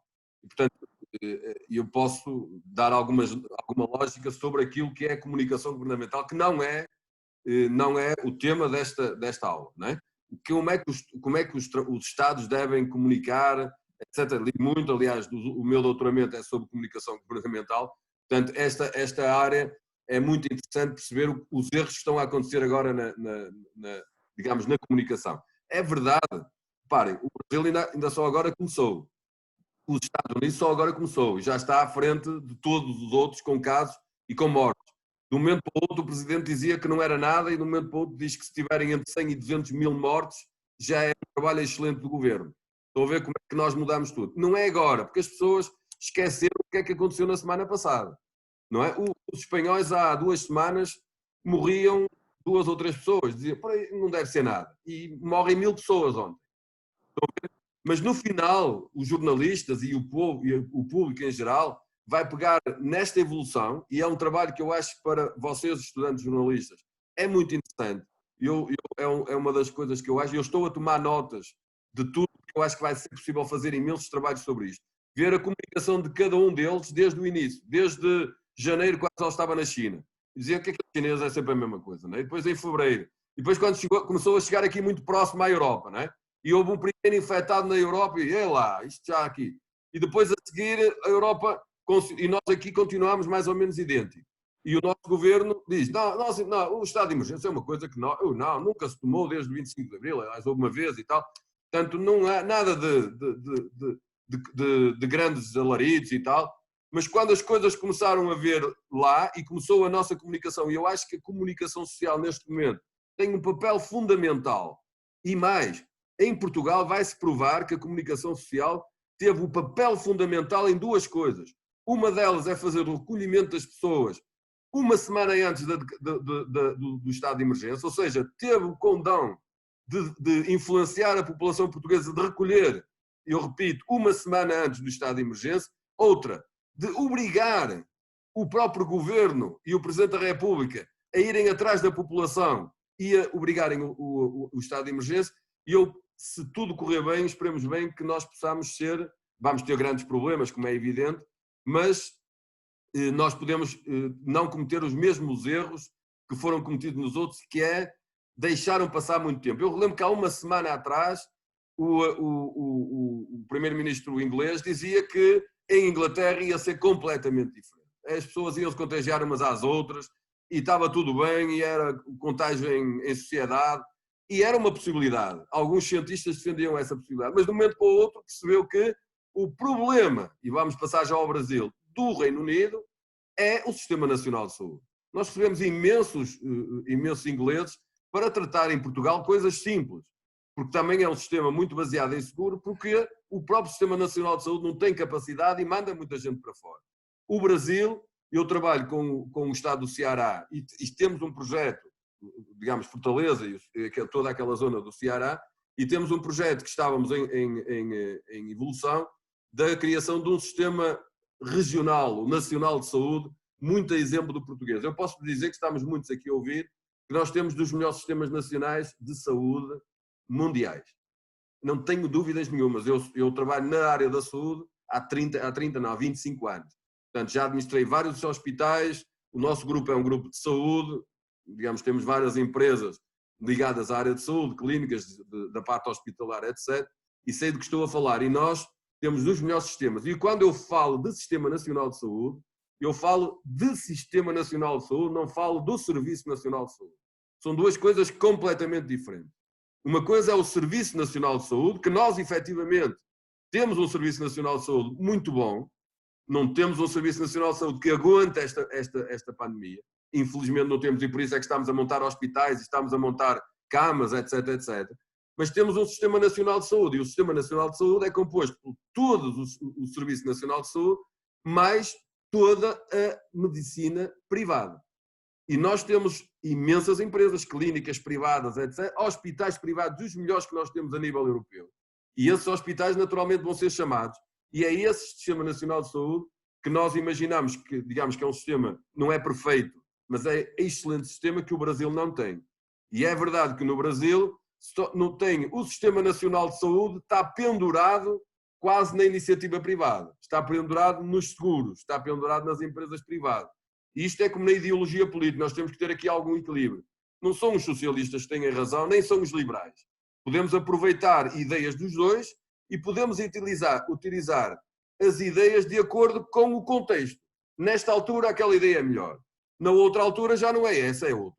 Portanto, nesta altura, por exemplo, eu sou muito de que o Estado tem que ter menos intervenção, tem que deixar a economia, mas, por exemplo, nesta altura, eu defendo que o Estado tem que intervir na economia. E não é por isso que eu sou mais socialista, não. Eu tenho é que ter liberdade intelectual para perceber o que é que fica melhor na devida altura. Claro que ainda ninguém se lembrou, porque também é verdade que a comunicação dos presidentes tem que ser com muita cautela, e não houve cautela do presidente Bolsonaro, que, digamos, que eu nem dei opinião sobre o papel dele, porque quem o meteu lá foi a população. Não é? E senão estamos a dizer que a população não tem razão. Portanto, ele está lá. Agora a questão é que ele também não tem muita formação para comunicar, e se calhar não está a fazer bem ajudar, e a comunicação dele tem sido uma lástima, e a comunicação do presidente Trump tem sido uma lástima, e a comunicação do Boris também tem sido uma lástima, e digamos, isto é muito difícil, estamos a gerir o dia-a-dia. Portanto, os resultados é que vão decidir se o Bolsonaro vai continuar lá ou não, e mais. E os resultados de curto prazo, e não estamos a falar para o ano, é que os resultados, uma coisa é as eleições que depois vão acontecer em Portugal e nos outros países daqui a algum tempo, mas estamos a falar dos resultados que vão acontecer daqui a um mês, e não é na China. Porque a China é uma ditadura, é um regime comunista, é uma ditadura. E as ditaduras são muito mais, nós não conseguimos viver mais em ditadura. Mas são boas para controlar este tipo de situações. Porque eles lá não têm estado de emergência, eles implementam e metem as pessoas em casa e prendem. E aqui andamos aqui com a ver se não vamos contra as liberdades e tal. Eu não estou a dizer que as ditaduras são boas, estou a dizer que em algumas situações funcionam. E lá funcionou. Vai ser um problema gravíssimo nos Estados Unidos, como nós vamos ver. E os países vão ter todos, sem exceção, o problema, mas os problemas económicos é outro problema que nós vamos ter e que não é já, mas é daqui a 2 ou 3 meses. E temos um problema de segurança, que não é já, mas é quase já. Aliás, notícias de ontem, que, aliás, vocês viram na televisão, que tentaram assaltar um supermercado, fugiram e disseram que não tinham dinheiro para comer. Portanto, tudo isto é preciso ter muito cuidado, não estou a dizer para não deixarem a comunicação dar informação, não, mas muito cuidado, senhores jornalistas, na comunicação que fazem. Porque nós todos comunicamos publicamente, eu comunico com 100 ou 200 ou 500 pessoas, mas um jornalista que coloca um título na televisão, toda a gente vai ver. E um presidente, ainda mais. Portanto, só o final é que nós vamos ver. Claro que o José Mendonça tem razão, eu estou muito expectante relativamente ao Brasil e tenho falado várias vezes por dia com pessoas, com amigos e com pessoas que eu trabalho no Brasil, e todas as pessoas estão muito preocupadas, ainda por cima, porque às vezes quando nós não sabemos o que fazer e quando nós não sabemos para onde ir ou o que fazer na altura, o que nós devemos fazer é parar. Ok? Não é, às vezes nós vemos aqueles ralhos das autoestradas que saem da autoestrada ou continuam, estão todos destruídos. E são essas pessoas que, ao invés de parar, vão continuar a andar até baterem lá, que é uma coisa estranha, não é? Eles ou vão para a direita, vai para a esquerda, vai para a direita, pumba, mandam-se. E os presidentes, é mais ou menos isto que está a acontecer. O Bolsonaro fazia muito bem, neste momento, fazer um recolhimento comunicacional, porque senão pode ser um problema. Mais alguma questão? Obrigado. Então, temos aqui algumas questões. O Diogo pergunta qual é o grupo de saúde a que o Diamantino está ligado. Eu posso responder. Eu fui o fundador do grupo LabMed Saúde, que tem a sede, aliás, muito conhecida, agora foi integrado no grupo Unilabs. Neste momento estou à frente do grupo Go Saúde, eu e o João, que também está a assistir. Ele é que é o administrador do grupo, eu agora sou só pertenço ao Conselho Consultivo. E no grupo temos várias unidades, temos praticamente tudo, desde fisioterapia, análise, etc. Temos uma empresa que se vai ouvir falar muito agora, é uma empresa na área da biotecnologia, na área da saúde pública, nomeadamente controle de qualidade de águas, etc. E vamos começar a fazer os testes do Covid, porque nós temos tecnologia, nós fazemos na Biogerme, fazemos vários testes, inclusivamente o Covid, que nós neste momento vamos disponibilizar para o Serviço Social, para as Misericórdias Portuguesas, e nós temos mais capacidade lá, que estamos à espera da autorização, para dar algum apoio nesta área dos testes. Portanto, vamos fazer por PCR, tecnologia de biologia molecular que nós temos e estamos a disponibilizar. Para além disso, estamos neste momento com uma produção digamos, do líquido para os tubos que as pessoas escolhem e metem o produto lá dentro e que nós depois analisamos. Portanto, temos toda esta área, tanto da saúde pública como da saúde clínica. Mais uma questão, neste caso é da Catarina Aires, que questiona porque é que o valor do barril do petróleo caiu para 1/3. Foi tudo por causa da redução da procura? Não foi porque isto veio antes. Isso é uma questão interessante, quer dizer que já tem uma lógica do que é procura e oferta, não é? Muito bem. Não é verdade porque houve um desentendimento, como sabem, o petróleo, começando por uma coisa que se chama cartéis, não é quartéis. Há uma coisa que se chama cartelização e é proibido na economia, ou seja, o Estado tem controle sobre a cartelização. Um cartel é, por exemplo, a Galp, a Petrogal, a Galp, a Repsol e não sei o que, combinam o preço que põem nas gasolineiras, certo? Às vezes parece que elas combinam. Não é verdade. Está provado que não é verdade. Então, se eles, porque isso é uma outra área que eu também trabalho na parte da concorrência, e às vezes nós passamos na autoestrada e os preços estão todos iguais. E as pessoas dizem, epá, mas isso está tudo igual, eles combinam os preços uns com os outros. É proibido, é multas severíssimas, porque isso chama-se cartelização. Curiosamente, em termos internacionais, o maior cartel que existe a nível mundial é o cartel do petróleo. E o cartel do petróleo foi criado há umas dezenas de anos atrás, onde tem a Arábia Saudita e todos os outros países, a Rússia, Angola, Venezuela, todos estão lá. Penso que a Venezuela agora saiu, mas digamos para quê? Para combinarem o preço do petróleo que vão vender aos mercados internacionais, para estabilizar o preço do petróleo. É verdade que o preço do petróleo tem vindo a cair de algum tempo, porque o consumo tem diminuído. Não é só o consumo porque as pessoas deixaram de consumir, mas também, como vocês sabem, está a haver um grande investimento a nível das energias alternativas, energias renováveis. Uma parte já muito substancial do nosso consumo já está por energias renováveis. Grandes fábricas, a China tem investido imenso em energias renováveis e tem diminuído. O que é certo é que no início deste ano reuniu-se o cartel do petróleo, que se chama OPEP, e decidiram que iriam diminuir o consumo, ou melhor, iriam diminuir a produção. Ou seja, o mundo está a consumir não 200, mas 150, e então a Arábia Saudita disse, vocês têm que diminuir todos, vamos diminuir todos, e então para mantermos o preço. A Rússia disse, não, não diminuo, porquê? Porque eu quero continuar a vender livremente e vou fazer o preço que quiser.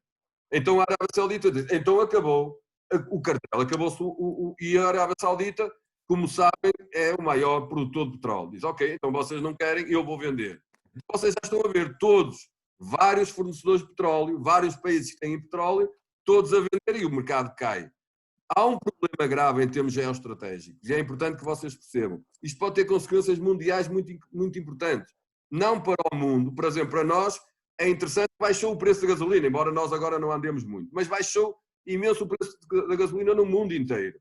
E claro que para a Arábia diz assim, ok, eu não vendo 100 barris a 50 euros, mas vendo 200 a 25 euros e pronto, o dinheiro que eu quero está cá na mesma. Mas há países como a Angola, como a Venezuela, como, sei lá, outros países que não conseguem produzir petróleo a esses preços. Portanto, esses países que têm o custo de petróleo, por exemplo, a produção é $40, neste momento o barril de petróleo está a $30, eles têm que parar a produção e não podem vender mais. Portanto, o problema é um problema global, mas muito mais específico, por exemplo, em situações como Angola. Vai ser dramática a situação da economia angolana, porque a economia angolana teve uma evolução enorme quando o barril de petróleo estava a 100 euros e neste $100, e neste momento não vende petróleo, não consegue vender, porque se vender tem que vender muito barato e vai custar mais. É mais ou menos como vocês comprarem um produto a 50 e vão vendê-lo a 40, não vende. Mais vale não comprar. E Angola é esse problema. Portanto, não é um problema do consumo, mas sim um problema de entendimento da OPEP. Já percebi. Temos aqui um aluno angolano que é o Valdemiro, não se assuste, porque todos nós estamos numa situação muito complexa economicamente, não é só Angola, não é? São todos os países. E neste seguimento, eu gostava só de fazer algum comentário para depois terminar com a questão do Eduardo, que eu acho que é boa para finalizar. Além de agradecer, claro, ao Diamantino todos os seus contributos, há uma coisa que eu tenho pensado bastante e que me tem feito alguma confusão, porque neste momento já é difícil para nós todos que estamos fechados em casa e que tivemos de adaptar a nossa vida. Há muitos países do chamado terceiro mundo, em que as pessoas ganham as refeições no dia a dia, ou seja, se não saírem de casa, não têm o que comer nesse dia, porque principalmente quanto mais pobres forem as pessoas, mais isso acontece. E preocupa-me que o lado económico se sobreponha de alguma forma ao lado, sim, como na Índia, Catarina, se sobreponha de alguma forma a o económico, que não é macroeconomia, não é? É microeconomia, microeconomia, que é o que é que eu vou dar de comer à minha família amanhã. E ontem várias pessoas diziam na Índia e noutros locais que assustam do que o próprio vírus. Portanto, o que pode será a vossa tua tema, que poderá alterar as coisas e colocar o plano económico à frente daquilo que é o plano da saúde, porque se as pessoas não tiverem o que comer, poderão facilmente dizer: eu não quero saber do vírus, as pessoas mais velhas já viveram muito, eu não quero saber porque eu tenho de comer e tenho de dar aos filhos, portanto vou para a rua e as coisas têm de continuar. Portanto, isto é uma questão micro, não é? Cada família, mas que pode influenciar todo o panorama. O que é que achas sobre isso? Isso não tem muito a ver com a economia. Esta questão digamos, há uma relação muito grande neste momento entre a parte sanitária, a parte económica, a segurança, como disse José Mendonça, etc. E nós temos de estar todos bastante preocupados. Não é? Eu li muito durante este tempo todo e a malta fala muito de Angola e de, digamos, os países africanos. Eu quero lembrar, e já li alguns artigos científicos sobre isso, quero lembrar que Angola, Moçambique, todos os países africanos e não só, têm problemas já de rotina com algumas doenças, com alguns vírus e com algumas bactérias como o ébola, como a malária, etc, etc. E são povos que estão muito mais resistentes, eles próprios são muito mais resistentes a estes vírus do que nós.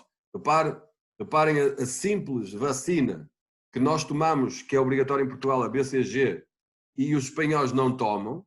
Estamos agora a tentar perceber se isso tem alguma influência. Como sabem, a vacina do BCG é quase uma vacina ligada à parte ao vírus da pneumonia.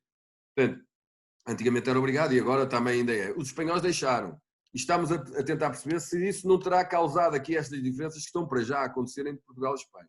Portanto, esta questão sanitária é muito interessante de nós analisarmos e também percebermos que, ainda que os países mais fracos ou, digamos, mais débeis, não subdesenvolvidos, como nós costumamos dizer, ou em vias de desenvolvimento, como os países africanos, podem ter efetivamente problemas económicos muito graves, mas esta questão da pandemia pode ser menor. Não sabemos. Vamos ver o que é que vai acontecer. Relativamente à parte económica, é verdade que, por isso é que eu tenho, e se vocês lerem algumas das entrevistas que eu dei, eu devo ser dos economistas, agora o Mário Draghi, o antigo presidente do Banco Central Europeu, tem o mesmo entendimento, e eu acho que os governos estão a fazer mal. E digo mais uma vez, e alguns perguntam, está bem, mas você não está lá, não é? Mas se fosse você estar lá, como é que você fazia? É fácil porque eu dei já a minha opinião publicamente. E eu acho que os governos tinham a obrigação de manter um rendimento mínimo para todas as pessoas do país de uma forma simples. Por um lado, era pagar os salários das pessoas todas que estivessem a trabalhar, normalmente. Ou seja, não precisavam sequer de dinheiro para isto, certo? Só tinham que dizer assim, o banco empresta e eu garanto ao banco, dou a minha garantia de 100% e o banco empresta o dinheiro às empresas. E as empresas não podem despedir as pessoas, pagam normalmente as suas contribuições, pagam os salários, pagam as rendas, a luz, a água, o telefone, tudo. No final, nós fazemos contas. Vocês apresentam as contas e essa parte da dívida fica para o governo. Dizem, mas isso é muito dinheiro. Mas muito mais dinheiro é aquilo que nós vamos perder se não fizermos isto. Mas, para além das empresas, ainda temos pessoas no desemprego.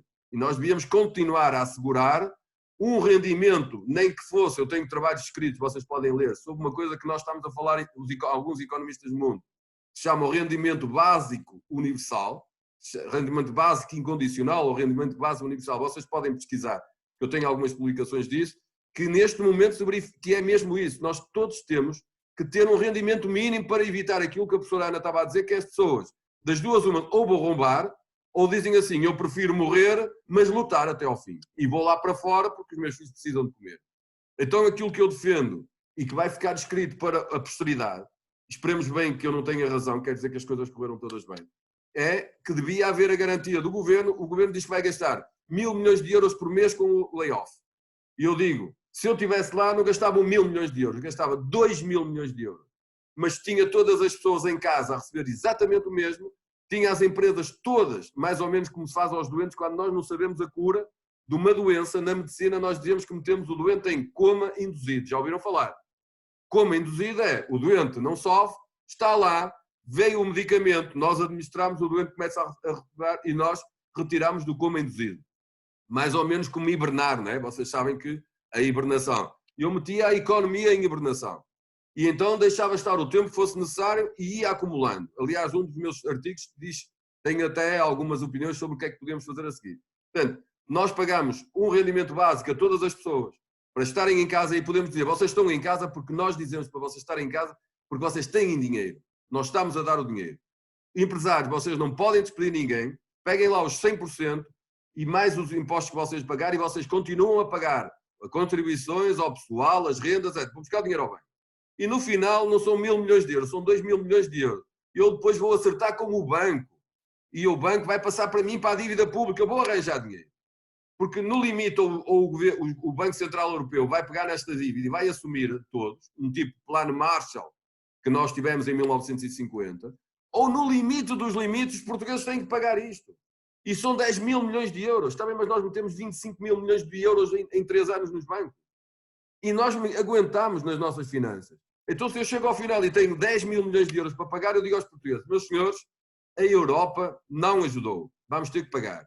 Então, eu fiz as contas, cheguei ao ponto, se vocês verem esse artigo está interessante, cheguei ao ponto de dizer, se nós tivéssemos, por acaso, um valor de 10.000 milhões de euros, já não sei quais foram as contas que nós tínhamos, eu dividi e criávamos um imposto extraordinário, porque os governantes deviam saber de história, mas não sabem. Como é que ao bocado mostrei-vos a dívida pública portuguesa desde 1850, que eu dou nas aulas de economia portuguesa e europeia, que faço economia portuguesa desde 1800. E o Salazar em 1930, ou melhor, 1928, quando entrou no governo, criou um imposto extraordinário, que se chamou o Imposto de Salvação Nacional. Certo? E esse Imposto de Salvação Nacional foi para salvar o país. Aliás, vocês ouviram o Rui Rio na Assembleia da República um dia desses a falar de ter que ser um governo de salvação nacional. E aquilo que o Salazar fez foi, pessoal, vamos lá ver, nós temos que pagar isto, vamos fazer um imposto extraordinário no tempo para recuperar o país e depois voltarmos ao normal. Portanto, era perfeitamente natural que os nossos governantes dissessem, pessoal, se nós não conseguimos pagar, nós vamos ter que pagar tudo isto. Então vamos criar um imposto de salvação nacional e era um imposto paralelo ao IVA, que toda a gente paga. Então, sempre que nós fôssemos às compras, pagávamos um pouco mais e eu fiz as contas para o valor que o Estado diz que não são para 5.000 milhões de euros, nós precisávamos de aumentar o IVA durante 28 meses, acho eu, foi as contas que eu fiz, 5%. Mas era melhor aumentar 5% depois, já estávamos todos vivos, do que deixar morrer a economia. Porque para pôr uma economia é mais ou menos isto. Para vocês pegarem num avião e meterem no ar, vocês gastam imenso combustível, 10, 50 vezes mais do que depois do avião no ar. A nossa economia está no ar, vão deixar o avião aterrar, para depois, vão gastar imenso dinheiro, com desemprego, subsídios, etc, etc. E depois a seguir vão ter que pegar outra vez e meter imenso dinheiro na economia para pôr o avião no ar. Isto é uma estupidez macroeconómica e eu digo isto publicamente e aquilo que estão a fazer os nossos governantes e todos eles estão a fazer, não estão a fazer a coisa certa. Penso que esclareci mais ou menos aquilo que vocês, dúvidas que vocês tenham, podem colocar, estou completamente disponível, que eu sei que é um momento importante e que toda a gente está com muita dúvida. Eu só espero bem que no final desta aula, para além da conferência que vocês viram, que eu acho que foi muito interessante, porque eu já a vi, espero que tenham tirado aqui algumas dúvidas sobre isto, que é muito complexo, isto são 3 anos de matéria, daqui dados de uma forma muito simples, e que vocês pelo menos sejam, no futuro, lembrem-se de alguns pontos que eu passei agora, para ao escreverem, pensarem um pouco. Eu estarei cá sempre, assim como os meus alunos que já não têm aulas comigo há 5 anos, que já estão noutros anos, digamos, já estão em instâncias de confederações, no próprio governo, e que mesmo assim ainda me ligam de vez em quando a pedir opinião. Eu fico muito satisfeito, acho que estou a fazer a coisa certa e fico ao vosso dispor. Eu vou deixar então o contacto. Queria só finalizar com mais uma questão, já sei que ultrapassámos a hora, mas se não te importares, creio que é a questão do momento. Ainda ficou aqui outra sobre o rendimento incondicional, creio que se pode chamar assim, mas depois voltamos a falar e quem sabe possas ajudar-nos a esclarecer mais algumas dúvidas. Eu ainda vou dar outra aula sobre isto e esclarecer aquilo que os meus conhecimentos permitem sobre a matéria. no caso, gostava de terminar com esta questão do Eduardo, se na tua análise existe algum prazo previsto para recuperarmos de tudo isto e se a crise, uma pergunta subsequente, se a crise será tão grave ou pior que a de 2008. Deixa-me só dar uma indicação. Eu vou apresentar uma conferência hoje, à tarde, via online de Amsterdão, numa conferência que digamos que era para ser presencial e não estou, e é exatamente sobre o rendimento básico universal, ou incondicional, não é? E eu sugiro, vocês pesquisem, porque eu tenho coisas escritas já, e o rendimento básico incondicional é uma coisa gira, que uns defendem, outros não defendem, mas pelo menos saber. Aliás, tenho uma série de pessoas que sabiam o que é que faziam, etc. E é muito giro, e eu publiquei esse artigo e estou hoje a apresentá-lo tarde em Amsterdão, ou melhor, via online. Efetivamente, para terminar, era a pergunta que faltava. E quem é que pôs essa pergunta? O que é que vai acontecer? Quem é que pôs? Foi o Eduardo.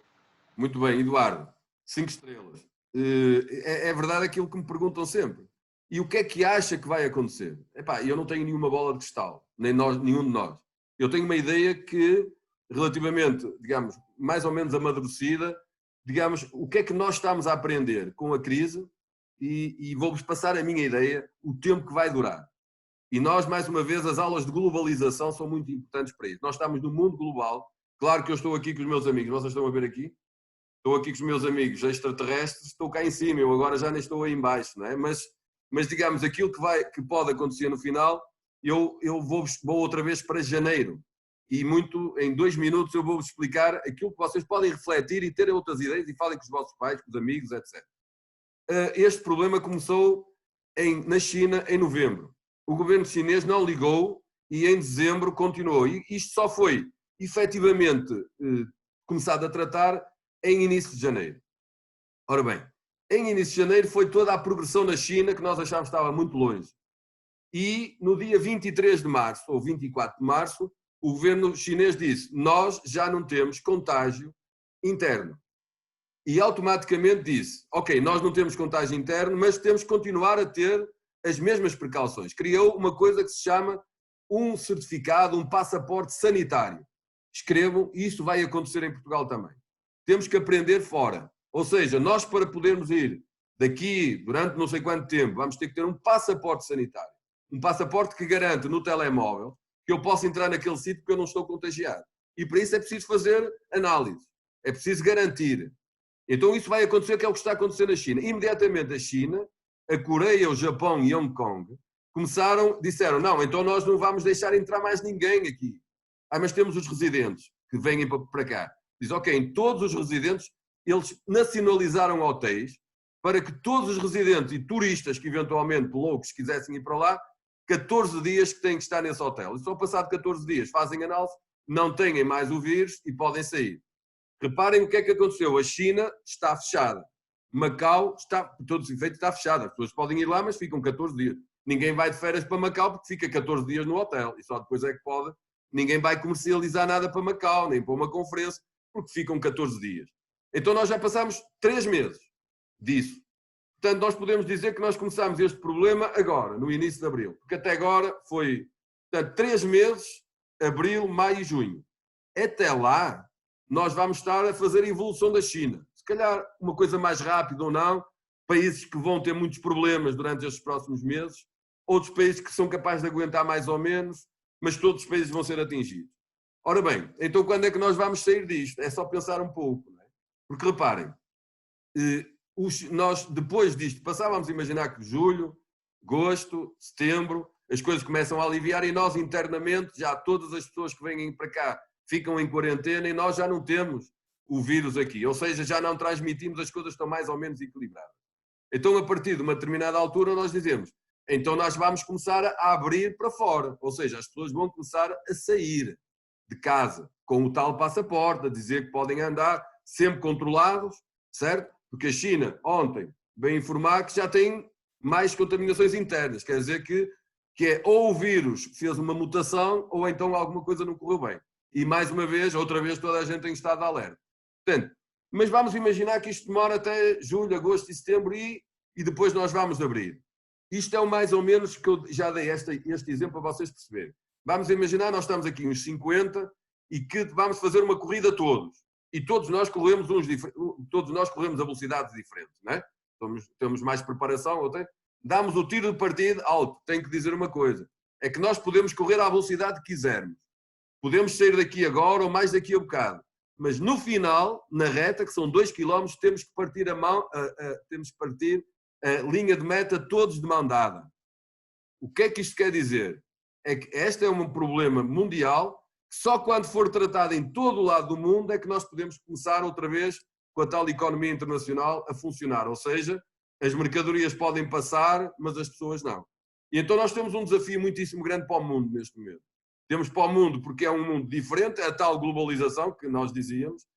Sabemos que isto só saímos disto tudo quando sair o mundo todo, porque nenhum país está disponível para abrir as fronteiras, tendo a possibilidade de levar aqui com mais alguém, porque o vírus não nasceu aqui. Então, se nós fecharmos, se nós resolvemos o problema, nós agora não queremos receber mais ninguém.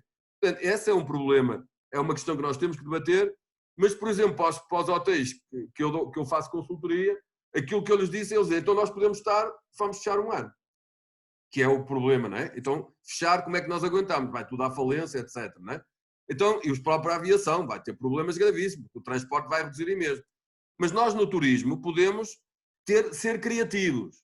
Então nós temos que ser criativos também naquilo que nós vamos fazer. Reparem, o mundo vai ser o mundo até ao Covid e o mundo depois. E nós temos que pegar nas coisas todas que fazemos, a professora Ana e eu, o professor João, todos nós, temos que adaptar a nossa forma de dar aulas, porque nunca mais vocês vão ter as mesmas... Reparem, há uma coisa que eu digo sempre. Um vício, um hábito, uma rotina, está comprovado cientificamente que demora cerca de 4 semanas ou um mês para nós ganharmos um novo hábito, ou um vício, certo? Um vício é uma coisa que às vezes é mau, não é? Mas uma rotina, um hábito bom, nós aguentamos, se aguentamos 4 semanas, começamos a fazer aquilo já de uma forma de rotina. Fizemos sempre a mesma coisa, treinamos, depois aquilo entra para a nossa rotina. Ora bem, nós vamos estar mais de um mês com esta rotina em casa, em recolhimento, a dar aulas desta maneira, a vocês receberem aulas desta maneira, a organizarmos a nossa vida de forma diferente. Depois vai ter que ser uma adaptação. Uma coisa é certa, nunca mais vamos voltar a ter aquilo que tínhamos antigamente e a organizar a nossa vida da mesma maneira. Vai haver uma grande explosão de tudo que tem a ver com comunicações, de aulas, de tudo por aí fora. Os próprios hotéis podem abrir. Reparem, podem abrir, mas não para o mercado internacional, para o mercado interno. Os restaurantes vão abrir para o mercado interno. Têm que se adaptar para o mercado interno, porque nós estamos ansiosos. Se eu pudesse sair de casa hoje, eu pegava na minha mulher e nos meus filhos e ia já para um restaurante espetacular. Eu queria gastar lá 50 euros ou coisa do género para ir comer. Claro que eu ia. As pessoas vão estar, se a economia aguentar, nós tínhamos todos capacidade para, imediatamente a seguir, quando abrisse este recolhimento, nós tínhamos o dinheiro necessário, porque tínhamos até poupado algum, e começávamos a dar outra vez o consumo à economia, rendimento, consumo mais poupança, entrávamos na economia, as empresas abriam novamente e nós começávamos a trabalhar a economia interna, sabendo que só, digamos, as relações do turismo para Portugal, só daqui a algum tempo.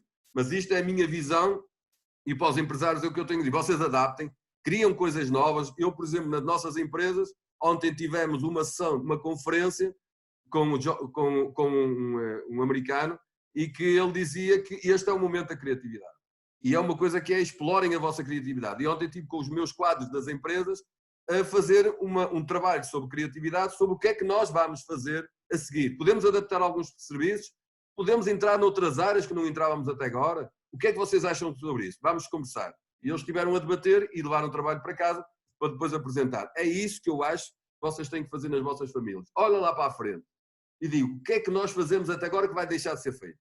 É desta maneira. Quais são os negócios onde eu posso entrar? É isto que vocês têm que fazer enquanto vocês têm tempo em casa para poderem começar a pensar no futuro. Ana? Muito obrigada pelo mais em relação aos alunos, eu depois vou falar com todos da Páscoa, envio-vos um e-mail no início dessa semana para planearmos a aula de sexta-feira. Diamantino, muito obrigada. Qualquer dúvida que tenham, podem sempre enviar por e-mail para mim, se eu não souber responder, envio de volta ao Diamantino para ele Mas eu, por ajudar. acaso, gostava daquela pergunta, professora, sobre o rendimento básico incondicional. Vamos ver Em se ainda há termos, tempo para responder a isso. sim, Diamantino. muito rápido. Em termos de, por acaso, matar o emprego, ou seja, se uma família ou se uma pessoa tem garantido, digamos, 1000 euros por mês em casa, para que ir trabalhar? Não será essa a mentalidade? Eduardo, normalmente essas questões, eu quando dou esta matéria na aula de macroeconomia, naturalmente nós falamos um bocadinho sobre este rendimento, os alunos fazem trabalhos e eu sugiro que se gosta deste tema, acho que deve ler um pouco, há algumas coisas escritas e se for ao meu currículo acho que tenho lá alguns papers publicados sobre isto e eu percebo que essa é uma das questões. Aliás, quando eu coloquei o inquérito e perguntei às pessoas se aceitava que as outras pessoas que as pessoas ganhassem e unicamente ganhassem por existir e não por trabalhar, eles não estão de acordo. Há aqui várias nuances que nós tínhamos de estar numa conferência para eu explicar todo este ponto de vista. Uma coisa é certa. Claro. Uma coisa é certa, o rendimento básico universal é universal, ou seja, é incondicional, é um valor, eu não estou a dizer que exista, já foram feitos testes na Finlândia, já foram feitos testes nos Estados Unidos, testes esses que para mim não são testes, porque são testes de um ano e são feitos a uma parte da população. Aquilo que nós defendemos, digamos, o grupo que trabalha esta área do rendimento básico, é um rendimento básico igual para todos, ou seja, qualquer cidadão português teria direito a um determinado valor, nem que seja o quanto é que nós... Lembram-se daquela fórmula que eu coloquei ali da função, quanto é que nós precisamos para viver os tais 200 euros, mesmo que nós não trabalhemos, temos que comprar aquilo. Não, é um valor desses que nós devíamos ter a todas as pessoas, independentemente se são ricos, se é o dono da PT ou não sei o quê, toda a gente tinha igual. Claro que isto trazia para o país um aumento de despesa. Mas isso depois eu iria trabalhar, não é um rendimento que depois deixasse das pessoas terem interesse em trabalhar. Mas vamos imaginar o que é que aconteceria com um rendimento de 500 euros por mês a toda a gente sem exceção. Ninguém ficava prejudicado. Porque depois o Estado, como vocês viram no Orçamento de Estado, tinha que aumentar os impostos de todas as pessoas para pagar aquele rendimento. Havia algumas situações que nós evitaríamos. Para já, nunca mais poderíamos permitir ter pessoas que fossem sem abrigo, etc, etc. Porque essas pessoas tinham pelo menos um valor que lhes permitisse viver. Depois há outras questões aqui que também são importantes. As pessoas que achassem que 500 euros estão na aldeia e tal, não queriam trabalhar, não iam trabalhar. Eu não estou a defender, estou a só colocar argumentos, ok? Não interpretem isto como eu sou defensor do rendimento básico. Eu estou a dar argumentos, que é os argumentos internacionalmente que as pessoas dão. Portanto, as pessoas que não quisessem ir trabalhar ficavam em casa, havia menos pessoas a ir trabalhar, o que é que acontecia aos outros salários? Aumentavam, certo? Portanto, é a lei da oferta e da procura. Menos oferta, a procura é maior, aumentam os salários. Portanto, quem vai trabalhar... Depois havia outras coisas interessantes, que eu deixo à reflexão. Há muita gente no inquérito, uma parte substancial da população, esperemos nunca seja o vosso caso, trabalha porque tem que trabalhar porque precisa de ganhar dinheiro. Ora bem, nós estávamos a dar então as pessoas, então iam trabalhar para sítios para ganhar dinheiro, sim, mas fazendo aquilo que gostam. E esse é um problema grande, é que nós trabalhamos muito bem quando nós gostamos de fazer uma coisa. Eu gosto imenso de dar aula. Eu gosto imenso de dar formação. Eu, por exemplo, era capaz de pagar para ir dar aulas. Estão a ver? Portanto, o meu gosto é tanto e há muita gente, o Ronaldo, gosta imenso de jogar a bola. E por isso é que ele é o maior do mundo. E as pessoas boas é porque têm uma paixão grande. E uma grande parte da população, e vocês vão sentir isso quando estiverem a trabalhar, não gosta daquilo que faz. Só trabalha porque tem que ser. E, portanto, são estas reflexões todas que eu articulo e que depois faço contas em termos macroeconómicos, como é que isto podia ser, mas aqui há algumas premissas que nós partimos para argumentarmos. Ninguém dá, ou melhor, eu dou a minha opinião ainda nem tenho uma opinião consistente. Tenho vários argumentos que eu posso debater convosco, mas não tenho opinião. Tem coisas boas, tem coisas más. Claro, as pessoas, então, mas eu 500 euros já não vou trabalhar mais. Mas reparem que o que é que acontece em termos macroeconómicos, por exemplo, com imensas pessoas, só para terminar, imensas pessoas que ganham 500 euros e que vão trabalhar, por exemplo, para a indústria têxtil, imensas pessoas que vão, as senhoras e não sei o que mais, que têm que ir trabalhar e têm 2 filhos que os metem no infantário, e o que é que acontece? E não gostam de lá estar. Dificilmente gostam de lá estar. Vão lá de manhã, levantam-se cedo, vão trabalhar e não sei o quê. E essas pessoas com 500 euros, se calhar, estavam em casa. E ao estar em casa, por exemplo, tomavam conta dos filhos. E os filhos também é com os pais. Os pais põem lá e depois, claro, ir ao infantário e tal, aquelas coisas mais normais, mas terem os filhos. Portanto, a alteração da componente económica era muito grande. E o que é que acontecia aos empresários que uma parte das pessoas, por exemplo, das senhoras, não querem engravidar porque depois é uma chatice, vão receber menos. E as pessoas estão em casa, por exemplo, na Finlândia, Dinamarca, têm incentivos para as pessoas ficarem em casa se quiserem ter filhos. São medidas todas que nós podemos integrar dentro do rendimento básico universal. E então as pessoas, imaginem o que é que acontece numa indústria em que há 10 mil pessoas a ganhar 500 euros e de um momento para o outro, essas 500 pessoas, 400 ficam em casa a tomar conta dos filhos porque ganham na mesma um rendimento. E um rendimento por cada um dos filhos e ficam a tomar conta em casa.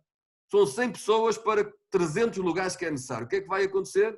Vamos ter que pagar mais às pessoas. Portanto, também é verdade que em termos económicos, isto só testando, como é evidente, é perigoso, como é evidente, mas os prós e os contras disto. Espero que vos tenha aguçado o apetite para vocês pesquisarem um pouco sobre isso. Eu tenho um inquérito, hoje vou apresentar os resultados do inquérito, como vos disse, depois vai sair na revista, mas tenho algumas coisas escritas sobre isso e vocês leiam para, não é, depois podem criticar, mas antes de criticar, vocês estudem, analisam, ficam com os vossos argumentos e depois podem debater. Uma coisa é certa, é que vocês vão falar com os vossos colegas todos da universidade e 99% dos outros vossos colegas nunca ouviu falar sobre isto, nem têm nenhuma ideia sobre isto.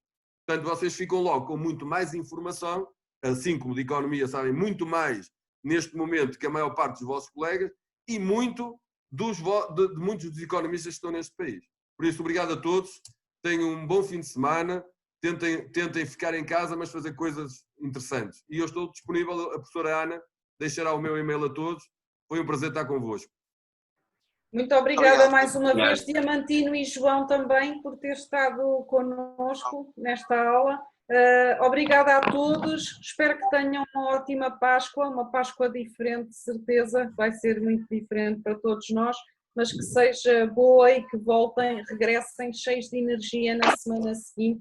Vamos continuar a falar de economia na próxima semana. Eu deixo-lhes toda a informação sobre a aula, os vídeos que vocês devem ver se ainda não viram, e também o LinkedIn do Diamantino, está lá o link para o LinkedIn dele, se quiserem ver um pouco do curso, etc. Tchau, pessoal, e qualquer coisa, peçam que eu dou também o contacto dele. Obrigada mais uma vez a todos. Tudo bom para vocês. Tá bom? Bom fim de semana. Obrigado. Obrigada, João. Obrigado, João. Obrigado. Professora?